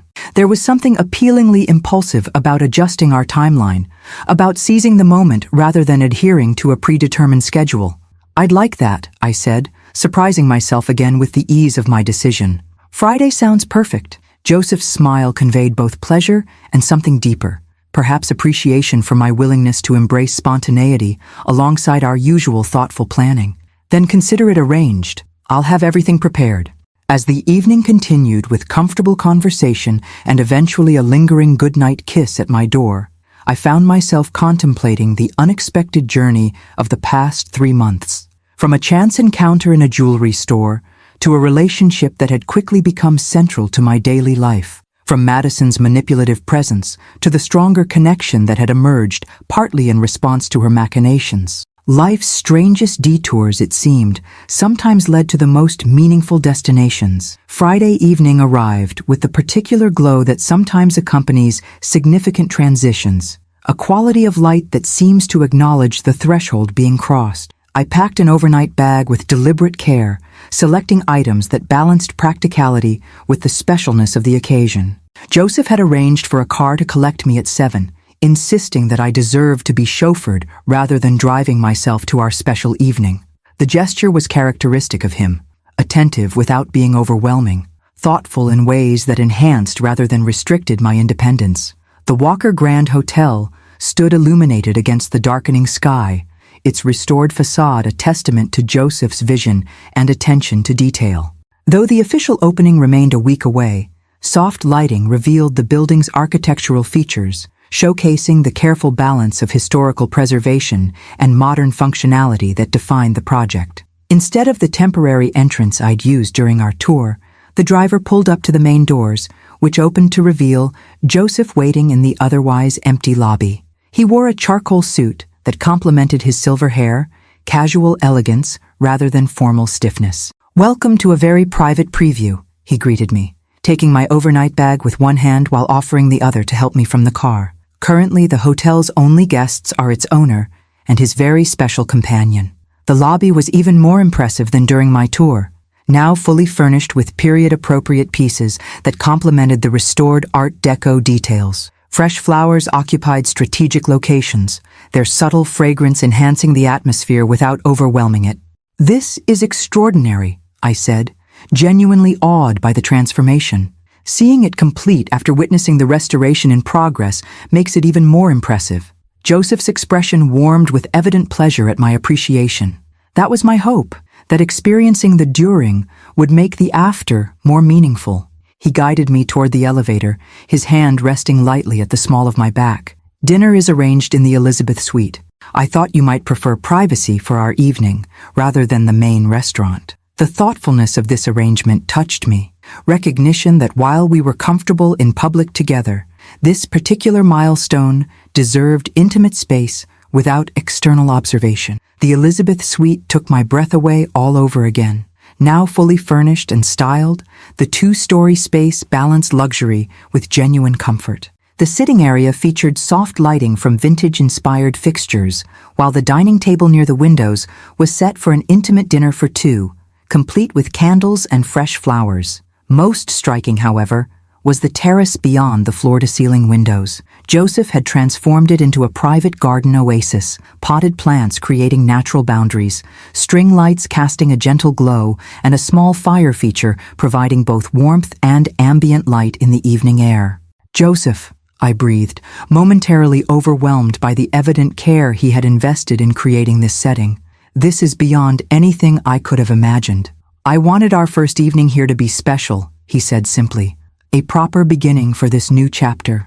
As we moved to the terrace for pre-dinner champagne, the city stretched before us, lights twinkling as dusk deepened into evening, the distant hum of traffic creating a gentle background rhythm. Despite being in the heart of downtown, the space felt like our own private world, elevated above the bustle below. "A toast," Joseph suggested, raising his glass, "to unexpected beginnings and second chances. To jewelry store rescues and impromptu marriages," I added with a smile, clinking my glass against his. His laugh, warm, genuine, one of the first things I'd been drawn to about him, filled the space between us. Certainly the most unusual introduction I've ever experienced. "I've been meaning to ask," I said, curiosity finally overcoming propriety. "What made you intervene that day? You could have simply alerted security or the store management." Joseph considered the question thoughtfully. "Instinct, primarily. Seeing Madison's aggression toward you triggered something protective I didn't entirely understand in the moment." He paused, his expression softening. "Though I admit, I'd noticed you earlier, browsing near the vintage section. Something about your grace and self-possession caught my attention. When I heard the commotion and realized it involved the elegant woman I'd been surreptitiously admiring, the response was automatic. The revelation that he had noticed me before the confrontation, had found me appealing independent of the dramatic circumstances, warmed me unexpectedly. "So you weren't just being chivalrous to any random woman being accosted," I teased gently. "You had ulterior motives, entirely honorable ones," he assured me with mock seriousness, "though I hadn't planned to introduce myself as your husband quite so abruptly." We laughed together at the absurdity of our beginning, how a moment of spontaneous intervention had set in motion everything that followed. As dinner was served by a discreet staff member who appeared and disappeared with professional efficiency, our conversation continued to flow with the ease that had characterized our relationship from the start. Over exquisitely prepared courses that showcased the hotel's culinary program, we shared stories we hadn't yet exchanged. My early ambitions to become a concert pianist before practical considerations led me toward business administration. His first failed hotel venture that taught him more than his subsequent successes. My complicated relationship with my ex-husband that had eventually transformed into distant cordiality for our children's sake. "I've been wondering," Joseph said as we lingered over dessert, "if you ever heard anything further from Madison after the cease and desist letter?" I shook my head. "Complete silence, which is something of a relief. Christopher's attorney believes the threat of legal action was finally enough to penetrate her self-absorption. I'm glad, Joseph replied, his expression serious. Her fixation was concerning, particularly when it shifted from Christopher to you. I suspect she saw me as the primary obstacle to her plans, I observed, first for exposing her behavior to Christopher, then for apparently moving on to happiness while she was thwarted. A fundamental misunderstanding of cause and effect, Joseph noted. Your happiness came from your own choices, not from her disappointment. The insight struck me as profoundly true. Madison had viewed life as a zero-sum game where her success required others' losses. What she couldn't comprehend was how genuine connection created expanding possibilities rather than competing interests. As we moved from the dining area to the comfortable seating near the fireplace, Joseph refilled our wine glasses one final time. The atmosphere between us had shifted subtly, the easy conversation now interwoven with an awareness of the evening's natural progression, of the sweet that surrounded us with its obvious implications. I've been thinking, Joseph said, setting down his glass and turning slightly to face me directly, about time and how differently it feels at our age compared to when we were younger. I tilted my head questioningly, intrigued by this philosophical turn. In my 20s and 30s, he continued, time seemed abundant, almost unlimited. Decisions could be postponed, opportunities deferred, relationships explored at leisure, because there would always be more time ahead. I nodded, recognizing the perspective he described, the illusion of immortality that accompanies youth. Exactly. But now, his expression grew more intent, I find myself acutely aware of time's value. Not in a morbid sense, but in a way that clarifies priorities and eliminates patience for anything less than genuine connection. His hand found mine, warm and steady in its gentle pressure. What I'm trying to say, perhaps inelegantly, is that these months with you have brought a clarity I wasn't expecting at this stage of life, a certainty about what matters and who I want to share my remaining journey with. My heart quickened as I recognized the direction of his words. Joseph, I'm not proposing marriage, he clarified with a small smile. At least, not tonight. That feels like a conversation for another moment, after more time together. But I am proposing intention, a deliberate decision to build a future together, whatever shape that might take. The distinction touched me deeply. His recognition that commitment could exist without immediately defaulting to traditional structures, that at our age and stage, we could define our relationship on our own terms. I would like that very much, I replied, my voice steadier than the emotion rising within me might have suggested. Building a future together, deliberately and intentionally. Something shifted in Joseph's expression, relief, joy, and a deepening tenderness that made him appear somehow younger and more vulnerable than his usual composed self. I love you, Abigail, he said simply. I didn't expect to feel this way again at 68, but here we are. The words, direct, unembellished, genuine, unlocked something I had been holding carefully controlled within myself. I love you too, I replied, the declaration feeling both momentous and entirely natural, more than I thought possible at this stage of life. When he drew me closer, his kiss carried a new quality, not just affection or desire, but a promise of continuity, of chosen connection, extending into whatever future we might create together. Later, as we stood on the terrace watching the city lights shimmer below us, Joseph's arms encircled me from behind, his chin resting lightly on my shoulder, in a posture that had become comfortingly familiar over recent months. What are you thinking? He asked, softly. About unexpected trajectories, I replied honestly. 3 months ago, I was a 65-year-old widow with a predictable routine and limited expectations for my personal future. Then Madison created a scene in a jewelry store. You intervened with that outrageous husband claim, and somehow we ended up here, he completed, tightening his embrace slightly. 2 people who might never have met otherwise, finding exactly what we didn't know we were looking for.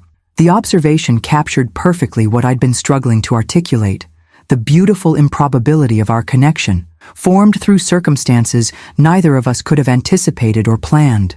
Life's strangest detours sometimes lead to the most meaningful destinations, I murmured, voicing the thought that had been recurring throughout our evening.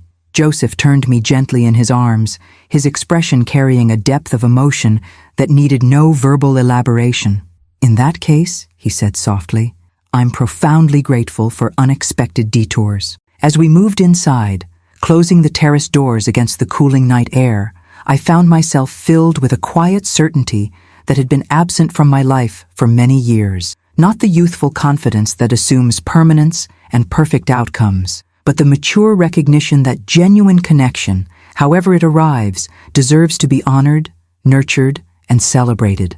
The future would bring its inevitable challenges. Madison might reappear with new schemes, though her power to disrupt had diminished with each unsuccessful attempt. Christopher would continue his journey toward greater independence and responsibility. Emma and Sophia would adjust to their mother, having a significant relationship beyond their family circle. Joseph and I would navigate the practical questions of how to blend our separate lives into a shared future. But tonight, in this beautiful space that represented Joseph's vision and care, those considerations belonged to tomorrow. Tonight was for recognizing the extraordinary gift we had stumbled upon through the strangest of circumstances. A second chance at partnership, at joy, at the particular intimacy that comes from being truly seen and valued by another person. As Joseph led me toward the bedroom, with its sweeping views of the city now transformed into a tapestry of lights against darkness, I reflected on how thoroughly my expectations for this chapter of life had been upended. The comfortable predictability I had accepted as my portion had given way to something far richer, a relationship that honored my past while opening doors to an unanticipated future. Second chances, Joseph had called it in his toast. But it felt like more than that. Not merely another opportunity at something familiar, but the discovery of possibilities I hadn't known to look for. A first chance at something entirely new, arrived at through the accumulated wisdom and self-knowledge that only decades of living could provide. Whatever label might apply, one thing was certain. Madison's jewelry store meltdown had inadvertently delivered the most unexpected and precious gift, a beginning disguised as an ending, a future unfolding from what had seemed a closed chapter. Sometimes, it seemed, life's most beautiful offerings arrived in the most improbable packages.